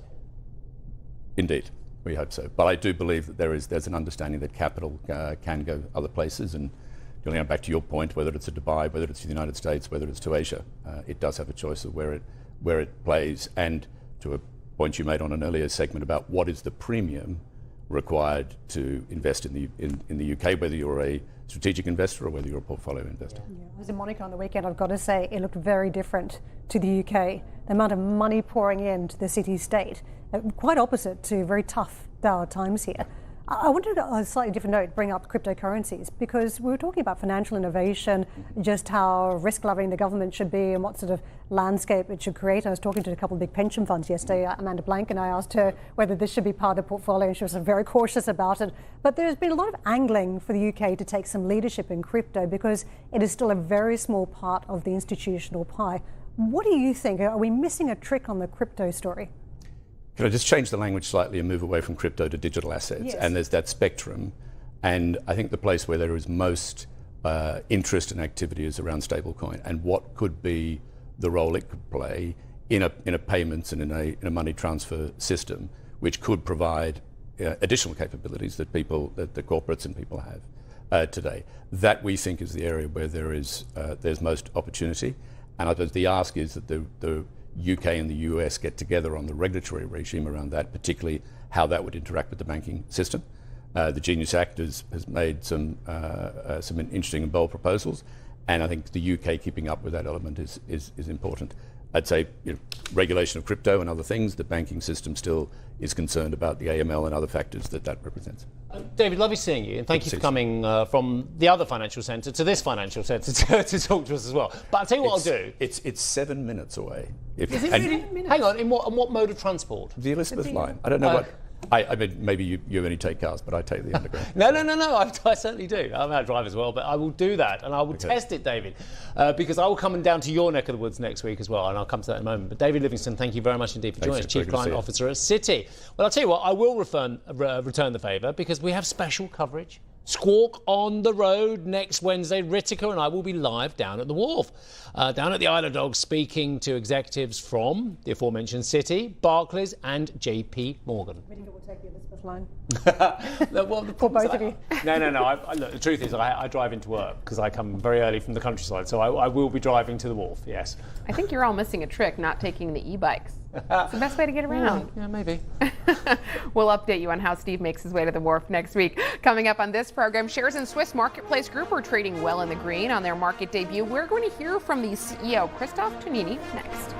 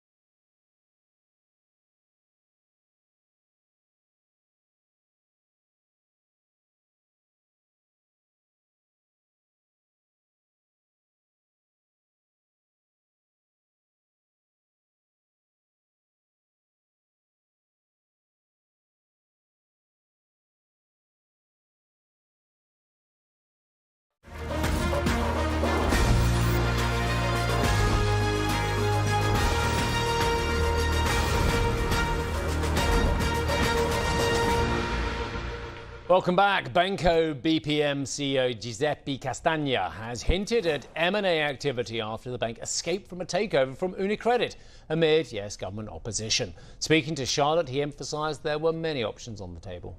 I cannot say that is our preferred option because, of course, we have to be happy to give our shareholder the best option possible on the market, but for sure is a potential opportunity that due to the rise as the main shareholders of the bank, they had during the OPS period from UniCredit, they raised from 9.9 to over 20%, is the more let's say, clear opportunity that we have. There are a lot of opportunity because they have an important bank in Italy, which is Crédit Agricole Italy. Lots of synergy with them. We have already some product factory together in PSC insurance and in consumer finance. So it's for sure something that could be good for the Italian economy. But of course, it's not the unique one that we have. We are very happy that Crédit Agricole is a happy investor, and we are very happy to develop with them all the further opportunity in the future. But of course, we cannot not looking also at whatever else there is in Italy. Shares in Swiss Marketplace Group are trading higher. You can see now on their debut a 6.6% pop as they debuted on the Swiss exchange this morning. The online marketplace firm priced shares today at the top end of the range at 46 Swiss francs, delivering a valuation of 4.5 billion. Well, let's get out to Carolyn from Zurich with a special guest. Carolyn, I know a lot of people are watching this to see what happens in the pipeline. Absolutely, Karen. And this is the biggest IPO in Switzerland so far this year, the biggest IPO in Europe this year, and the biggest tech IPO in Europe since 2021. So quite a notable day here for Zurich, for the SIX Swiss Exchange, but also, of course, for Swiss Marketplace Group. And I've got the CEO, Christoph Tonini, here with me. Thank you so much for joining us. I know it's a busy day. I know you've had at least one glass of champagne already to celebrate. Congratulations. How are you feeling? Thanks a lot. I mean, it's a really great day. For SMG, a really important day. That's why I really would like to take the moment to thank my team, all the explorers, that's our employees, to thank them. They did a fantastic job over these last months, which was leading to this IPO. And now I think we are entering into a new chapter, and that's going to be important for us to continue and even accelerating what we do, to innovate, to bring new product, new value to our customers and our users, and we will continue doing so to create value for the customers, but also for the shareholders and the stakeholders. Let me come back to the growth avenues for your business in just a little bit, but before I want to ask you a very simple question. Why IPO? Because there are so many other avenues that other companies are taking right now. M&A, for example, it's been a very uncertain IPO market. Why go for the big one, the IPO? Yeah, there are different reasons, and the first one starts already with the foundation of the company. Very unusual, with the foundation shareholders already expressed publicly that this company has the goal to once become a listed company, which we did today. So goal achieved, and the reason is that they had to give up, in order to join forces, they had to give up controlling stakes in their businesses, and they said, okay, this is the start of an exit, and the best way to make exit by participating growth is to be in a listed company. That's also why you're going to see all the 4 shareholders remain shareholders, but they will grow together with us. And again, this is notable given that one of your big shareholders is a PE giant from the US, General Atlantic, and they're going to stick around. Why? I think that's like with our now biggest shareholder, Takes Group, and also General Atlantic said, okay, it's probably too early to sell. There is so much potential, and obviously also for them a lot of value creation, which I like that all the 4 stick with us, but that we have now new investors coming in, and we're going to deliver also for them value creation. You say, Christoph, you see a lot of potential for the company, for the online marketplace. Where exactly, and how does AI, artificial intelligence, play into this? I think AI is really a great chance for us. Like in any other industry and company, it obviously allows us to become more efficient. Especially we as digital company, we see high efficiency gains also when it comes to engineering, software engineering. But then again, our products, we are suddenly able to deliver innovation and product enhancement with AI supported, which we would not have been able to do so before.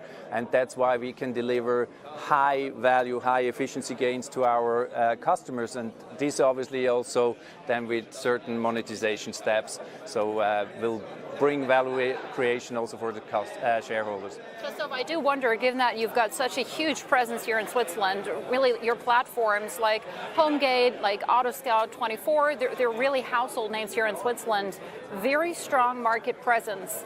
Is there still growth within Switzerland, or do you have to look across the borders in the rest of Europe? No, absolutely. So I'm always saying we're going to focus. There is so much potential in every of our 4 verticals, and we have the privilege to run a business in the strongest economy in Europe, in Switzerland. And so also economy, the immigration, the growth of population will help us to grow our business.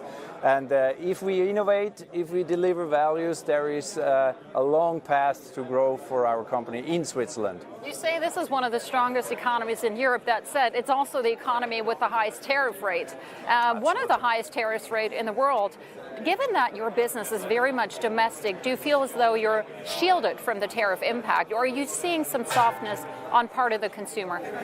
No, absolutely not. I mean, it's again a privilege that we are in a sector which is not at all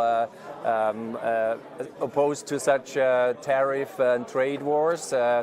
But I don't hope that we're going to stay on these levels that Switzerland can come down. But for us, again, we are not in any way really exposed. I think there was one US investor saying very good. So he said, okay, when we made the pitch, he said, okay, look, I love this sector. I love Switzerland. That's why I love SMG.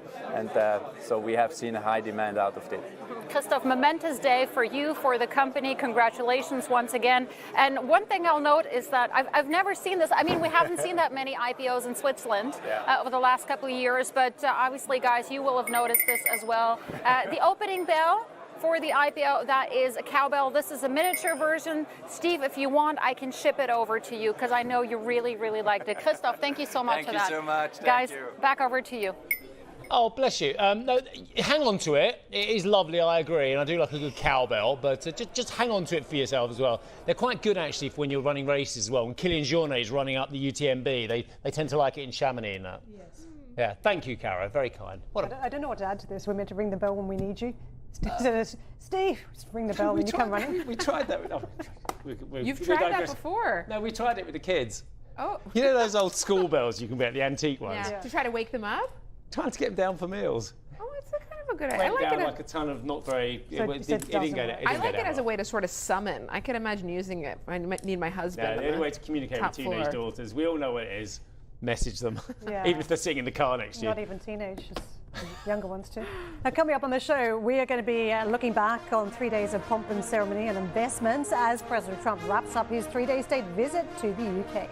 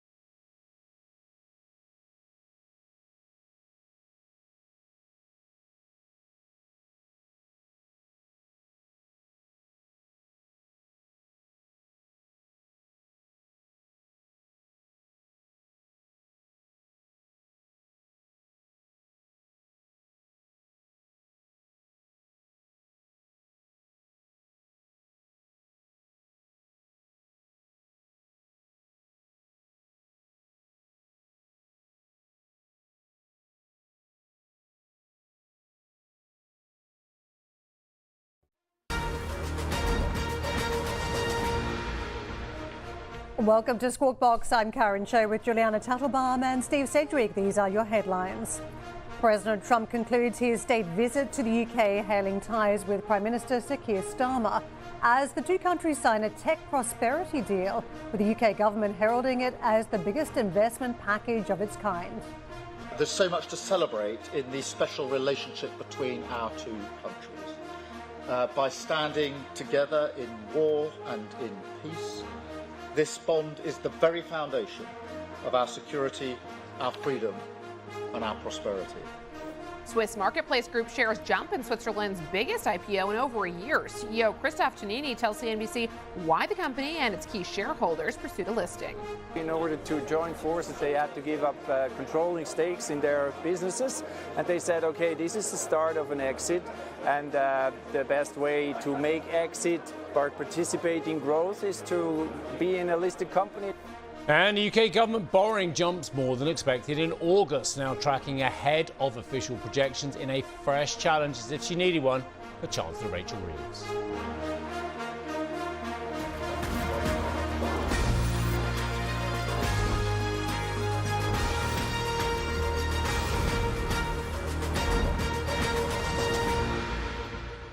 So there are a lot of children out there who don't understand how politics works, who basically, and not all of them are below the age of 18. There's all these protests. We shouldn't have Trump over here. We shouldn't have Trump on a state visit. Why are we, for want of a better word, sucking up to the US president? Because it's important, that's why. Because Churchill realised it with Roosevelt in 1940. British governments ever since and before have realised it. Actually, Britain is a big-ish country, but it ain't that big in this world as well. It needs friends, it needs allies, it needs liberal Western democracies on its side.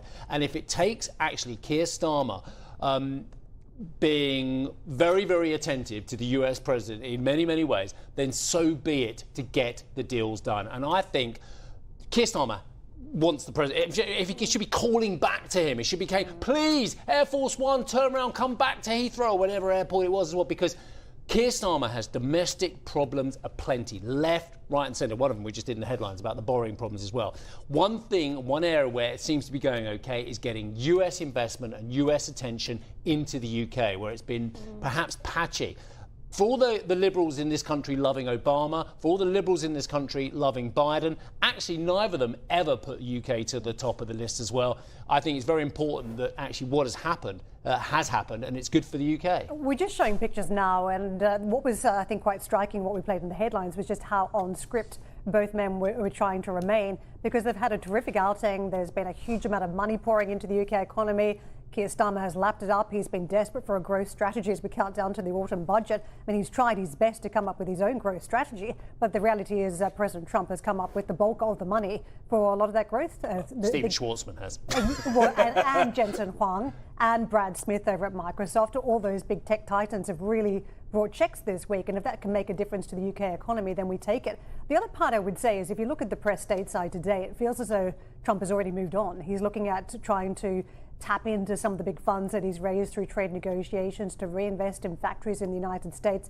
Let's hope he had a conversation about his brand of politics and now how he's creating opportunities for American companies and American employees. Let's hope he had that conversation with Sir Keir Starmer as well, because let's face it, we need a new plan here in the UK.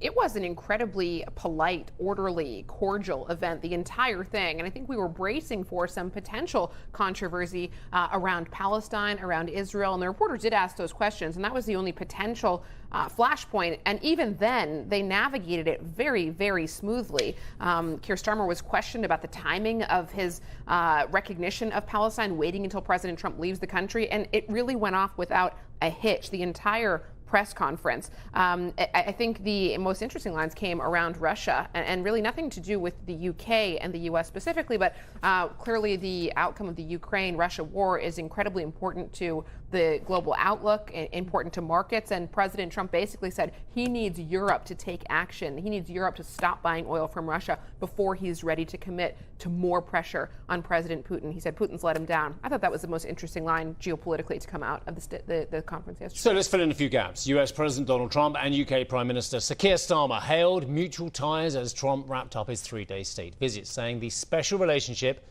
between the nations had been renewed.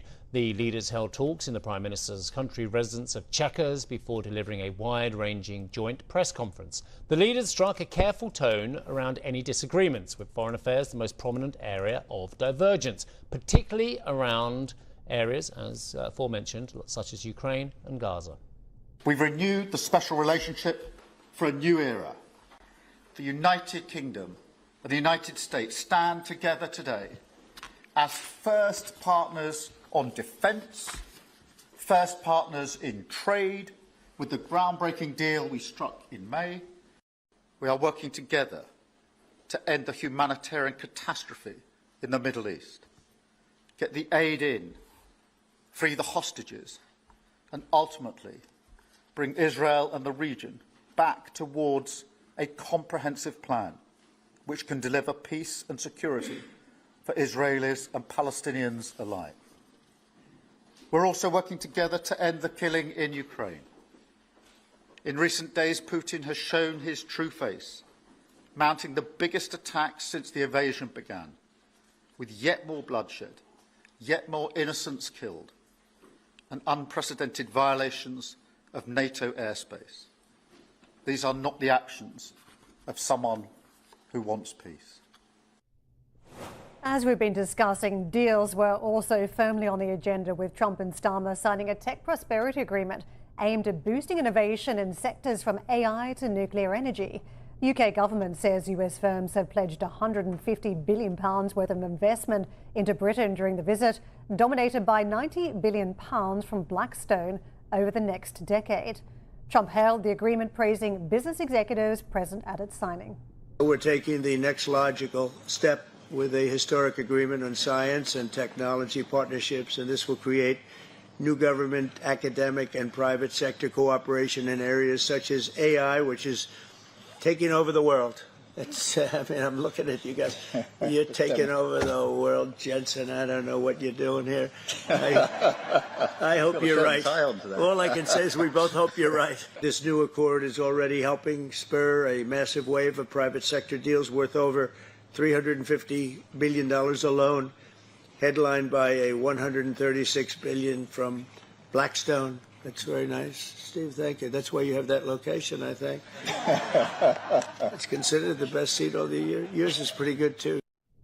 President Trump bringing some levity to the conference there. Funny remarks about AI, trusting Jensen Huang to lead us into the future. Well, nearly 2/3 of company chiefs expect geopolitical and economic uncertainty to last well beyond a year, but show growing confidence in their ability to navigate that volatility. That's according to a new report from EY Parthenon. It found nearly half of CEOs it spoke to are looking to pursue M&A this year. Andrea Garzoni, Global Vice Chair of EY Parthenon, joins us now. Andrea, thank you so much for being with us. Really interesting that despite all of the ongoing geopolitical uncertainty, macro challenges out there, that CEOs are becoming increasingly confident, according to your latest report. What's behind that confidence? That's really the big news here, and good morning, everyone. Yeah, I think it's really a shift in the mood in the overall business environment. I think the leaders are reaching a point where they cannot wait any longer for a stabilization in the geopolitical situation. They need to take action. They understood very well that this level of uncertainty can actually represent a competitive advantage, and they are addressing really some of the issues that they have been facing for the last 24 months with a much higher degrees of aggressiveness, looking at solving for problems, looking at getting the level of transformation that can bring competitiveness and a competitive advantage overall. Interesting to see that we are seeing this transpire in the form of more partnerships, strategic partnerships. We have been questioning whether we would see an uptick in M&A, an uptick in IPOs this year, but it feels like actually companies are opting more for partnerships. Is there more to it? Is there actually a pattern versus just anecdotal evidence of that? And if so, what's the benefit of going for a partnership rather than an outright deal right now? Yeah, and first of all, the M&A activity over the last couple of months has picked up quite significantly with values around 300 billions per month transacted. And so it's a healthy, let's say, level of activity, which is basically relevant in particular in certain sectors and certain countries. And what is interesting is also the size of these deals that is increasing quite significantly, so more transformational deals. And if you look at the survey, the CEO Outlook survey, you see that 99% of the above 1,200 respondents actually are envisaging some form of deal activity. But you're right. I think it's quite interesting that the prevailing response is really about joint venture and alliances. This kind of deal tend to have much shorter realization time, lower risk, and actually can address specific industrial strategic issues.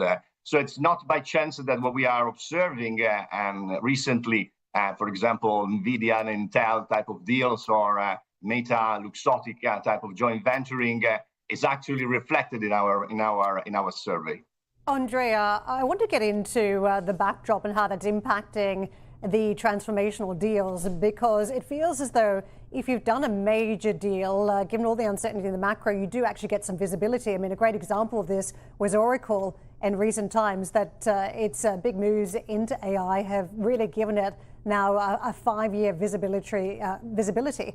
That sort of trajectory other companies are not enjoying right now. In fact, a lot of them lost visibility around the Liberation Day in April. Some of them have reclaimed or tried to put out forecasts to the market, but really with caveats that things could change.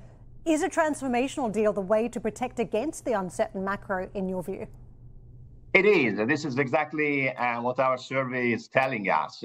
I mean, it's time really to respond to all this uncertainty, and there are trends that are now considered long-term trends. I mean, the need really to rebuild manufacturing capabilities in countries, in regions where actually the vicinity between the production lines and the demand, the consumers, is higher. The possibility really to better dominate, understand, and adapt to the regulation of those specific regions. I mean, this really is one of the reasons why some of these deals happens. Really, you need to reshape, and this is already happening actually, for the long term, your footprint, if you want really to build the resilience and ensure long-term value creation. Andrea, what were they doing beforehand? The war in Ukraine's been going on 11 years, or certainly the Russians have been in parts of Ukraine they shouldn't have been for 11 years as well. Were they sleeping at the wheel? I mean, you're looking at the survey now, and I hear what they're saying, and they seem very cognizant to the risks. But a lot of these trends have been going on for a long time.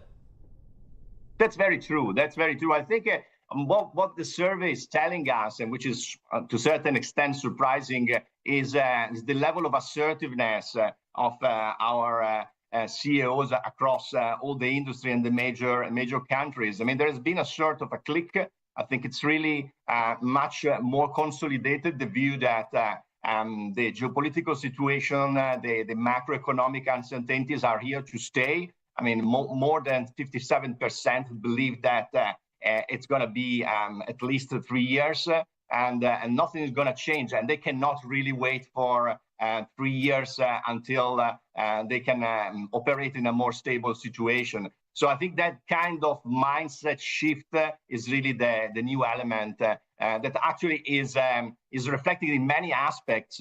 Because if you look at 99% of the respondents saying that they want to enter into some form of transaction in the next over the next 12 months. I mean, these kind of transactions are obviously one of the most risky kind of activities. So it means that there is a confidence building in the system. Yeah, really fascinating. Great survey. Thank you so much indeed for joining us today and joining us out of Milan. Always good to see what the CEOs are thinking. Andrea Guezzoni, who is the Global Vice Chair of EY Parthenon. Right, back to the UK. Bank of England policymakers voted to slow the pace of bond sales to £70 billion over the coming year, down from £100 billion over the past 12 months in a closely watched decision on the future of its quantitative tightening policy. The central bank said active sales as part of its balance sheet reduction will skew towards the shorter dated bonds, after recent volatility in the long end of the yield curve. Just really flexing the independence of a central bank once again there, do you think? Or am I just being way too cynical? Probably. The plan implies a £21 billion worth of active bond sales, more than in the previous 12 months, with the rest of the reduction coming as bonds mature. The decision on rates themselves came as the MPC voted 7-2 to keep interest rates on hold in a widely expected decision. Policy statement said, it retained language saying future cuts will be gradual and careful.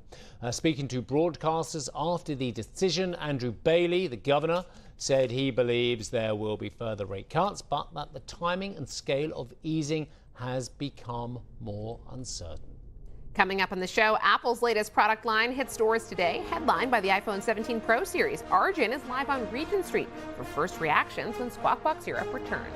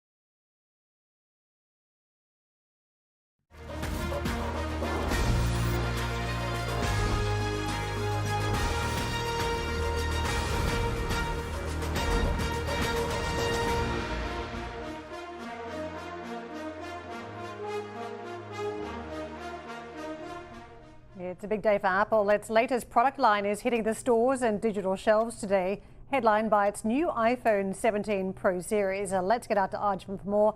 Arjun, we know that there are big dangling questions about Apple's AI strategy, but good old-fashioned iPhone sales never go astray, and there's been a lot of hype around these devices looking different, feeling different, and having better capabilities. Yeah, absolutely. And so far, there's been mixed reactions, I think, to the device from the analyst community. Some saying it's sort of in line with what they are expecting, no major redesign, to others saying this redesign is going to be key for boosting Apple sales, which have really been suppressed in more recent quarters as well. So this is going to be a very key launch for the company. What do we know about early demand so far? Well, there's a few indications that it looks stronger than the iPhone 16. Just being here at the Regent Street store in London this morning, the crowd does seem bigger than the previous launch as well. Morgan Stanley put out a note recently suggesting that some of the iPhone 17 lead time analysis shows that there is stronger demand than the 16. Counterpoint research also suggesting that the Pro and the Pro Max, which are the more expensive models, are proving to be quite popular too. So who are the people who are going to be upgrading? Well, I spoke to a couple of them in the line today. Let me just bring you what they said about why they're planning to buy phones today. I was tempted with the Folds, but it's a case of it's the ecosystem. It's got me trapped. I've got the MacBook, I've got the iPads, so I just need the phone. And iMessage as well. With all my mates, it just kind of that, again, ecosystem, it just works out. Have you ever thought about going to a different provider like Samsung or anything else? Never. I've been very loyal with Apple because one thing for me about Apple is their consistency. So I like having that continuous journey with them. So both these were going to buy the Pro and Pro Max models. Now, there's two kind of key profiles of people upgrading. There are those who are yearly upgraders, like the people you just heard from as well. But there is a huge cohort of iPhone users who are on sort of 4 or 5 year old iPhones now, so the iPhone 11, iPhone 12, who are probably due an upgrade. Dan Ives over at Wedbush says there are around 350 million iPhone users who are not upgrading their phone in 4 years. So analysts are hoping and investors are hoping that this is a big cohort that are going to be buying the new iPhone 17. But you heard there in that clip, never underestimate the power of Apple's ecosystem and the stickiness of its user base. One of those people in that clip we just played was thinking about buying a Samsung Galaxy Fold, one of the foldable phones, but didn't because of how tied he is into the Apple ecosystem. And that is a key factor in how Apple does continue to manage to upgrade its users despite not having any major radical changes in design of its iPhones, guys. It's low-hanging fruit, isn't it, Arjun? If you've held out so long and kept on one of the old phones, you really see a difference these days if you upgrade to one of the newer ones. Arjun, thank you very much. We're going to push on and talk about genuine innovation. Amid the rise of AI in the workplace, our next guest says the use of AI agents is not about replacing people, but instead transforming how work gets done. Babak Hojat joins us now, Chief AI Officer at Cognizant. Thank you very much for joining us. I want to get into these agents. We keep hearing about the agents proliferating, and in fact, they're coming very quickly into this space. Now you're talking about multi-agents as well. So just sketch out for us how the world changes thanks to AI agents. Well, for the first time, we have these knowledge workers that we can literally put in a box, give a set of responsibilities and some tools that they can use. And so they can semi-autonomously make decisions, they can make use of these enterprise tools and augment our processes and our organizations. So it's very exciting right now to optimize our processes that way. From a consumer perspective, I love the idea. I mean, if you want to buy something, for instance, then you've made that hard decision, but then you have to go through the process of putting all your credit card details in sometimes. You get some friction at checkout if it's not a great payment system. Eventually you get there. It feels like time wasted when an agent could have simply just done the rest of that for you. But when it comes to an organization, and this is one of the chief concerns I have, we've still had a lot of companies talking about ring fencing their most important information. If you've got AI agents out there making all sorts of autonomous decisions with no human really interacting, because the best productivity you can get is agent talking to agent, carrying out process, how on earth do you protect that data and information? Well, there's the wrong way to design these systems, and there's the right way to design these systems. Each AI agent is comprised of a large language model that can make some autonomous decisions, but also code. And as humans, as engineers, when we custom build these systems, we have authority over that code. And so things like access to data or rules that we want to build in, business rules that we want to have followed consistently and so forth, can go in the code part of these agents. And when you have these agents representing different functions within an organization, if you have them spontaneously talking to each other, you can actually break the silos of these organizations and make things much more streamlined. Let me just unpick that a bit further, because if you've got your own data that you're sitting on behind a firewall, this is seen as the advantage that you have in an AI space, and you plug into some sort of third-party system and use the analytical ability and that these processes can bring. But you have to trust the third party. Is that going to be a mistake in the AI era? No, actually, it's the exact opposite. Again, if designed well, the access to the data is going through code over which we do have a lot of agency. We have control over that. And so the AI part will not even see that data if it's not supposed to see the data. So it does come down to how we custom build these systems and how we design them.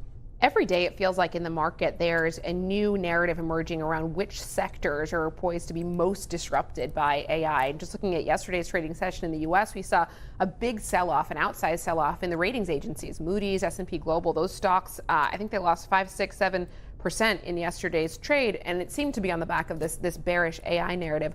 What's your take on which sectors are most at risk if you're speaking to investors out there trying to understand the disruption path here? Well, I think all sectors stand to gain in efficiencies by AI enabling and bringing agents in. I think that there are a lot of inefficiencies in our businesses, in the way we serve our customers and so forth, and I'm not on the bearish side for sure when it comes to agentification.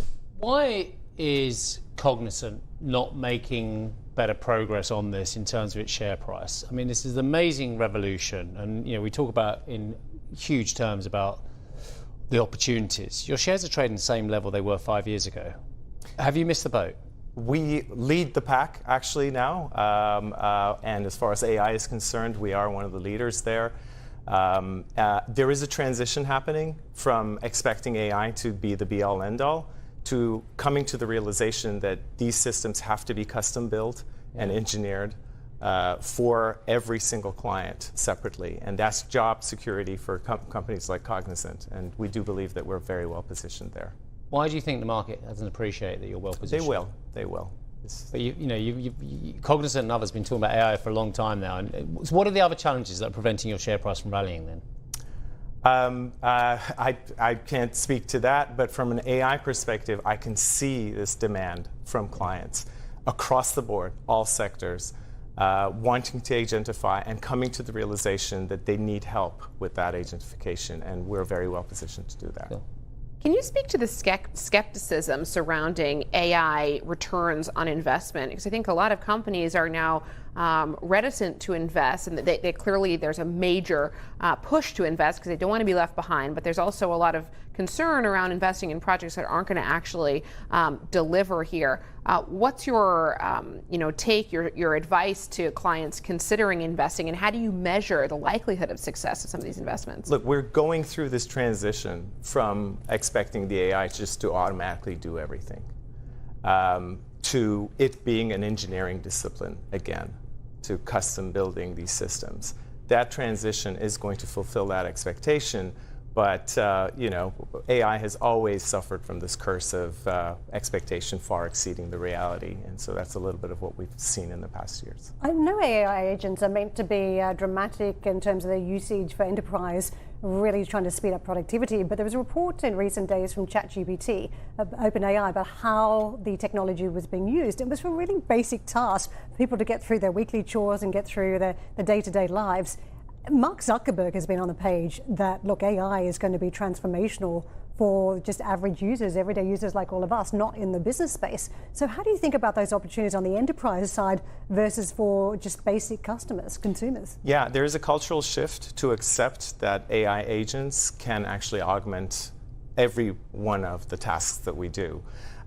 Far beyond the consumer-related tasks. So yeah, OpenAI's report was mainly around what consumers are doing with AI, and it's amazing. I mean, it's the scope of things that people are doing it keeps growing. We will be seeing the same shift in the enterprise, and a lot of it has to do with accepting that there's much more that we can do with AI. We just ran a hackathon to introduce people to things like vibe coding, and we saw resistance both from coders who are control freaks and wanted to be able to write every line of code, therefore didn't trust the AI, and from and non-coders who felt like, oh my God, I did coding when I was in college and it was trauma and I don't want to do it. So there was a lot of internal marketing of, look, try it, give it a try, kick the tires, bring your skepticism in.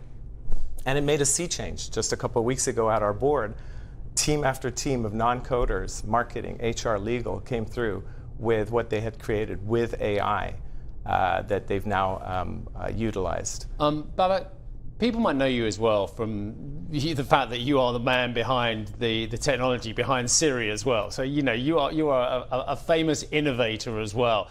Just tell us where we're at with these kind of these assistants and what have you as well. Because I mean, look, I know that Apple's got its challenges at the moment as well, and they're not struggling, but it's challenged to get AI significantly into the latest operating systems and into the latest phones as well. But I mean, I have to say, I do use Siri. It's pretty good for the basic stuff I want. Where are we at with these virtual assistants?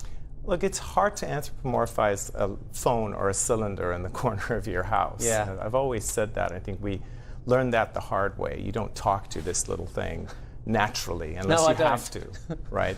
But I think robotics is starting to finally turn the corner. And I think it's easier for something that moves and kind of has eyes and maybe is more expressive for you to actually assign a little bit of personhood to it and talk to it more frequently. I think the latest innovations that I've seen in robotics might actually finally bring that around. Amazing, amazing. Babak, thank you for the conversation. Great to speak with you. Babak Hojat, Chief AI Officer at Cognizant. Coming up on the program, shares in Swiss Marketplace Group are trading well in the green on their market debut. Carolyn will join us from Zurich after this break.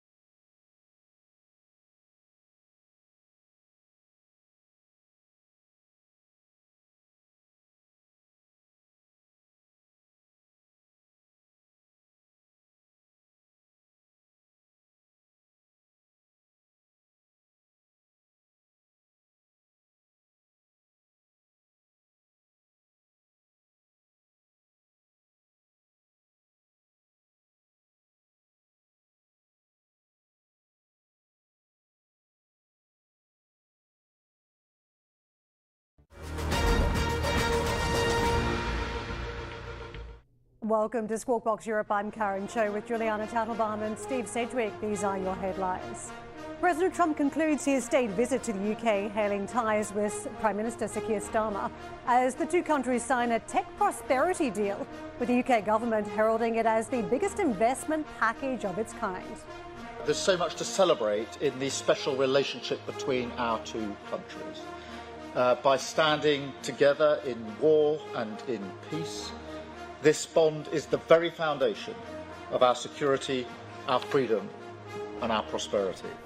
Swiss Marketplace Group shares jump in Switzerland's biggest IPO in over a year. CEO Christoph Tonini tells CNBC why the company and its key shareholders pursued a listing. In order to join forces, they had to give up controlling stakes in their businesses. And they said, okay, this is the start of an exit. And the best way to make exit but participate in growth is to be in a listed company. The UK government borrowing jumps more than expected in August, now tracking ahead of official projections in a fresh challenge for Chancellor Rachel Reeves.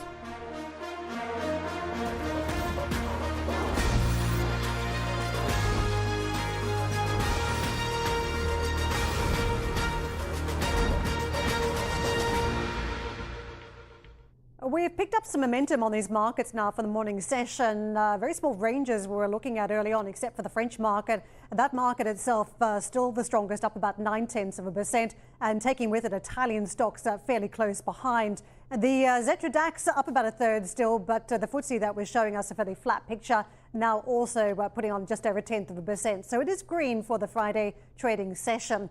Just peeling away from the boards and looking at what you're seeing in the sectors, it has been autos showing us a very strong hand today. Don't forget we had a spin-off from Continental yesterday that has bolstered the fortunes of Continental and also a number of the big automakers, Stellantis as well. So the sector bouncing 1.3%. Construction materials firm along with chemicals, basic resources. So some of the cyclical trades truly front and center for the Friday session. To the downside, where we are seeing a little bit of red still crop up on these boards, is media. That has been one of the weaker ones, but again, trimming some of the losses we were seeing on our last check about 30 minutes ago. Technology giving back some territory despite fairly terrific tech day playing out stateside yesterday. Fresh records too on the NASDAQ. Financial services, real estate, other weak areas today, Steve. Right, Banco BPM CEO Giuseppe Castagna has hinted at M&A activity after the bank escaped a takeover from UniCredit amid government opposition. The Banco BPM CEO also discussed the Italian economy and how political stability and geopolitical situations are impacting business. Stability is an issue, so for sure Italy is taking advantage of the political stability of the government, the very good work that the government is doing.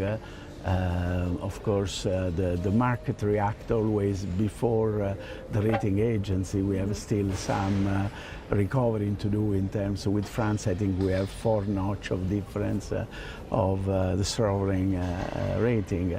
But the market is already saying that Italy is recovering very well and they are very happy to buy Italian bonds. So Italy is doing well. We cannot forget that there is a geopolitical situation which is very difficult.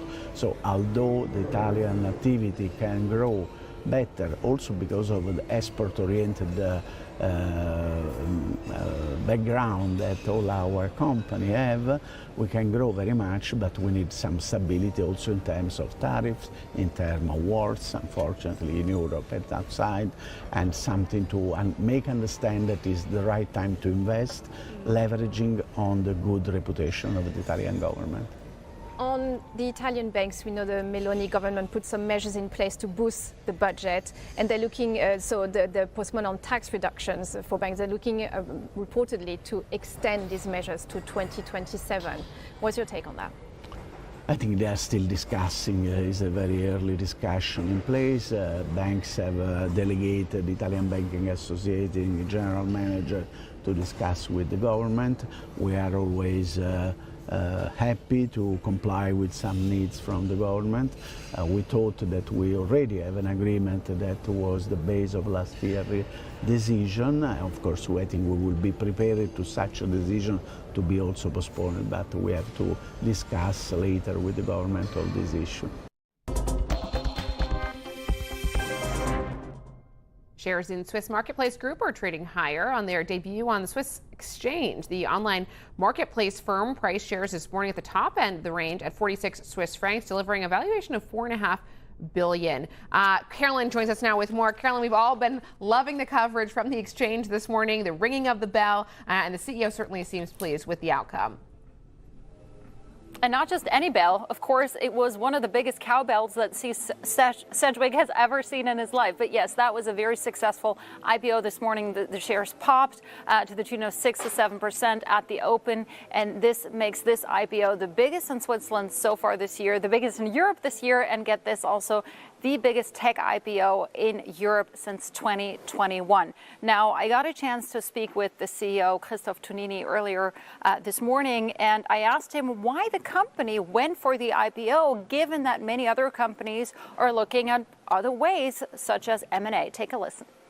There are different reasons, and the first one starts already with the foundation of the company. Very unusual, with the foundation shareholders already expressed publicly that this company has the goal to once become a listed company, which we did today, so goal achieved. And the reason is that they had to give up, in order to join forces, they had to give up controlling stakes in their businesses, and they said, okay, this is the start of an exit, and the best way to make exit but participate in growth is to be in a listed company. That's also why you're going to see all the 4 shareholders remain shareholders, but they will grow together with us. And again, this is notable given that one of your big shareholders is a PE giant from the U.S., General Atlantic, and they're going to stick around.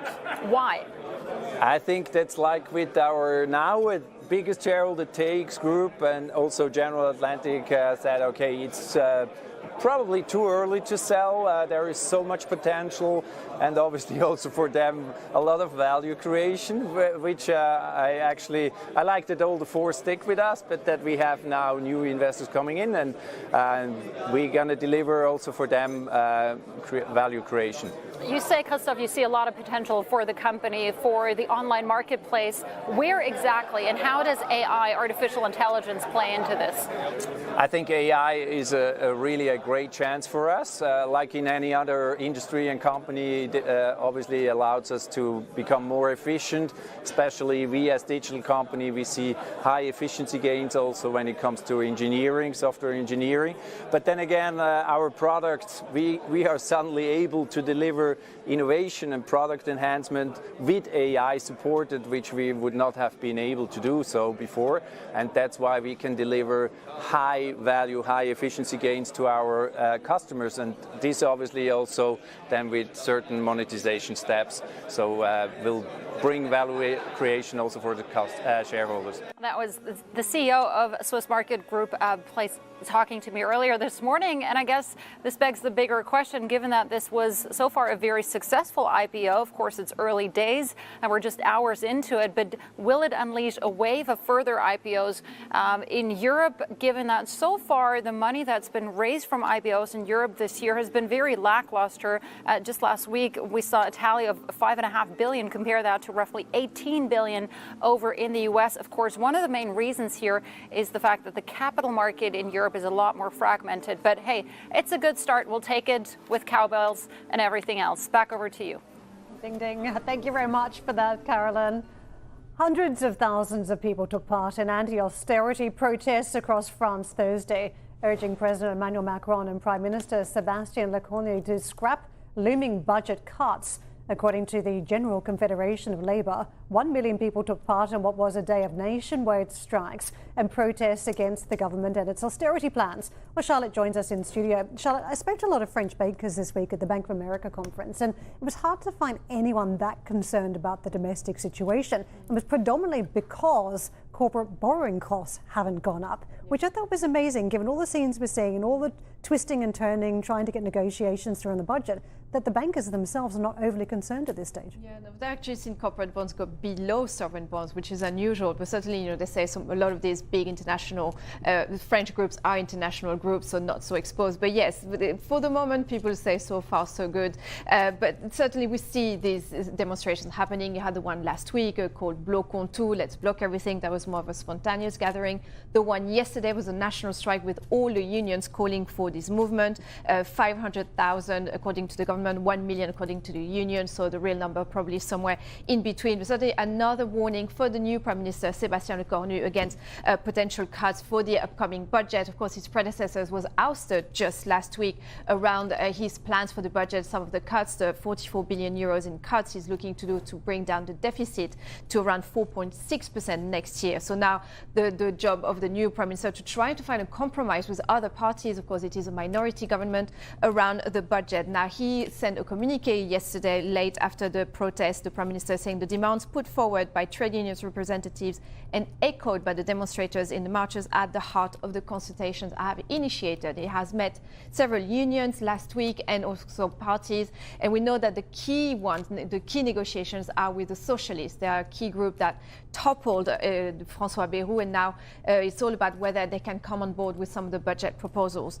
We know one key demand that they have is the Zuckman tax, so it's a 2% wealth tax for the people that have a wealth above 100 million euros. It's one that is very popular in the public opinion, but whether the government will take this on board, we know that the center-right partners of the government do not want to see this happening. But that seems to be a key in the negotiation. Now, there'll be some key warnings and critics against this Zuckman tax, about how much money they would actually bring into the budget, and fears of capital flight, particularly the impact on the startup ecosystem. We know was very much championed by President Macron. So putting this tax in place potentially would be some of the undoing of the legacy of Macron his first years in mandate. One person that criticized this was Arthur Mensch, the CEO of Mistral AI, who doesn't get political very often, but he did come out against this potential Zuckman tax, saying that he personally wouldn't be able to afford it, that it would force a lot of founders to actually sell shares in their businesses. So all these conversations are happening at the moment around the budget, the fiscal adjustment that the government needs to do, and bring other parties on board. One thing in the equation that makes things a little bit more complicated, the Banque de France trimmed their GDP outlook for next year as well, so making things more complicated to tackle the deficit. They mentioned the Banque de France, the political uncertainty and the more unfavorable international conditions, including the stronger euro. Where to start? What bit don't they get about basic economics? I mean, soak the rich, yeah, but the rich are mobile. We know that, as you just pointed out as well. We're not talking about austerity of getting to a balanced budget.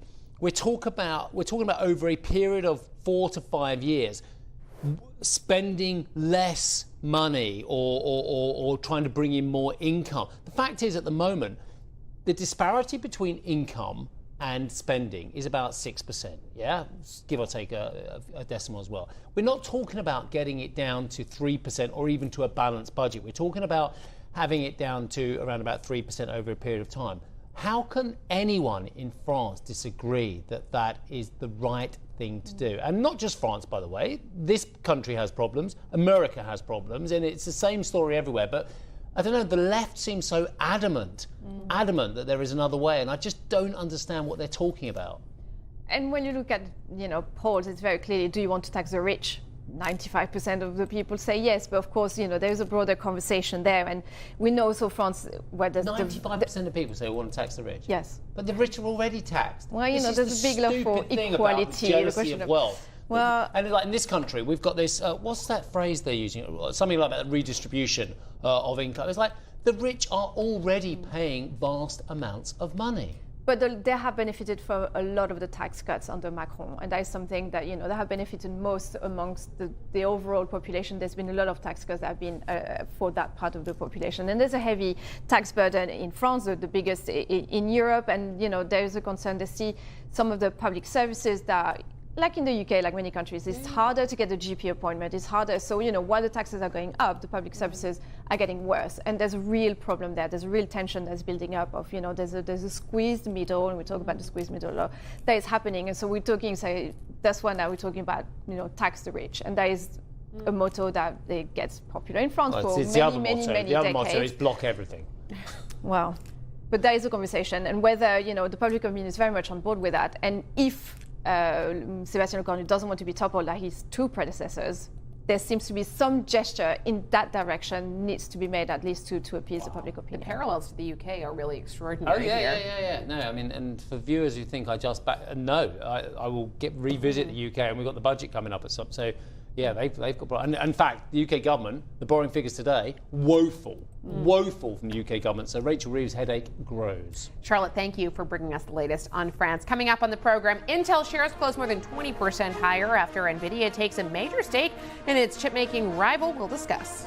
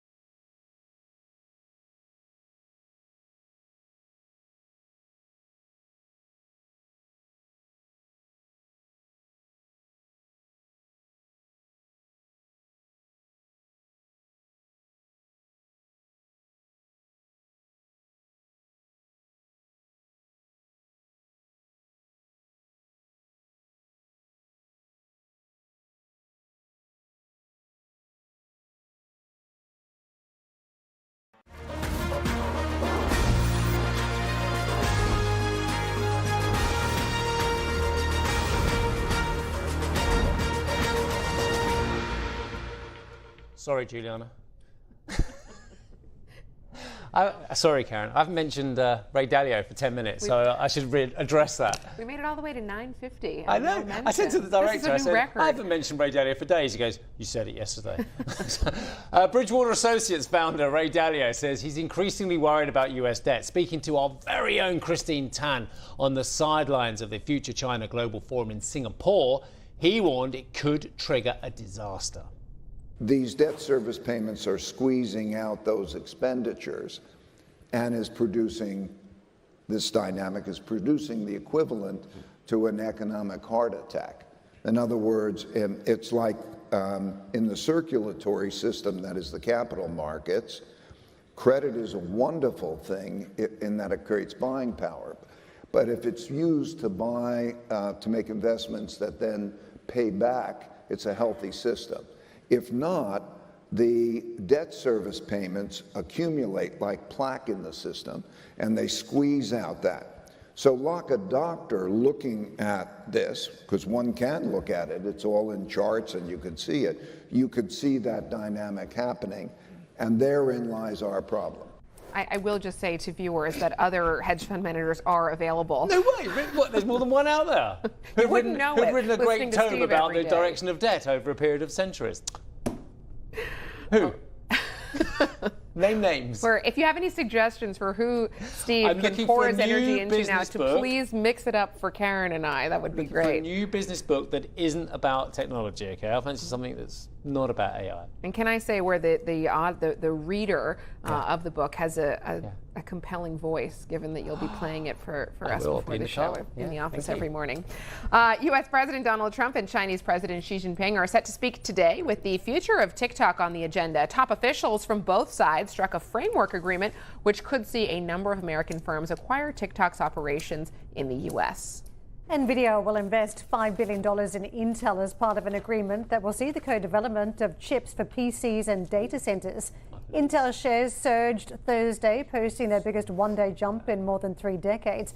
Let's get out to Arjun for more on this. Arjun, it's not just Nvidia investing, SoftBank, others too, lining up behind Intel. It feels like all the props have come into play to ensure that this company can flourish from here. What do you make of the turn of events around Nvidia? Yeah, absolutely. Look, it's obviously a key company in America's semiconductor supply chain for 2 reasons. One, on both the chips it designs itself, but also that foundry business, the manufacturing business, which has remained so far behind the likes of TSMC and Samsung out in Asia as well. So part of this story really initially is focusing around 2 parts. One, that Nvidia and Intel are going to work on these custom CPUs that will go into Nvidia's systems that go into data centers eventually that power all of these AI applications. And if you look at what Nvidia systems are made of, it's the GPUs it designs as well as the CPUs, which as of now are mainly based on ARM architecture. These new chips are likely going to be based on Intel's x86 architecture. The second part of the equation is on the PC front, chips for PCs. This is an area Intel has been so strong historically, but it's facing more and more challenges from the likes of AMD and also Qualcomm, which is a new entrance into the space. So part of this is about Nvidia bringing that expertise and trying to boost the kind of technological capabilities of Intel. There was no really concrete plans around manufacturing at this point. We know, as I mentioned, Intel's still so far behind the likes of TSMC, but it'll be interesting to see how that part of the equation develops going forward. Ultimately, is this going to turn around Intel? That's what investors in this company are hoping for. It's not the funding that's been a problem for Intel historically. It's the technology more recently where it's fallen behind in the manufacturing space, as I mentioned, TSMC and Samsung, but also when it comes to some of its more traditional markets in the data center and in PCs, it is facing a number of challenges as well. So it is hoping these new injection of capital, these new investors, and particularly now Nvidia, which is seen as the gold standard when it comes to technology and AI, will help it sort of regain some of its mojo. Arjun, let me take it one step further. If Intel is successful, who does it disrupt? Because a lot of players have been hoping to capitalize on the fact that Intel hasn't had a great run with AI.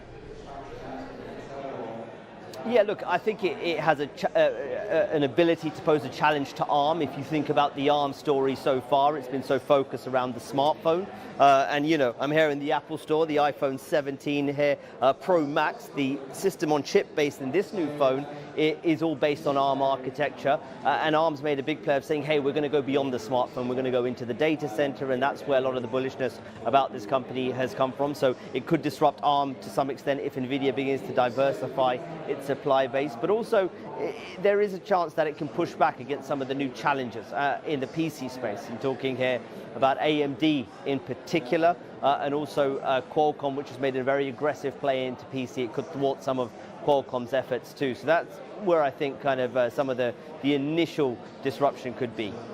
Arjun, thank you for fleshing that out for us. And just worth noting on the back of a chip discussion that the semiconductors doing really well this week, up about 4+%. A lot of that coming through yesterday trade. So there still is a semiconductor trade around it today. All right, we've all got our weekends planned. All of you lot out there, you've got trading day ahead. Have a fantastic day. Fantastic weekend. We'll be back for another 15 hours of Squawk Box programming next week from Karen, from Julianna, and from myself. Have a lovely weekend, everyone.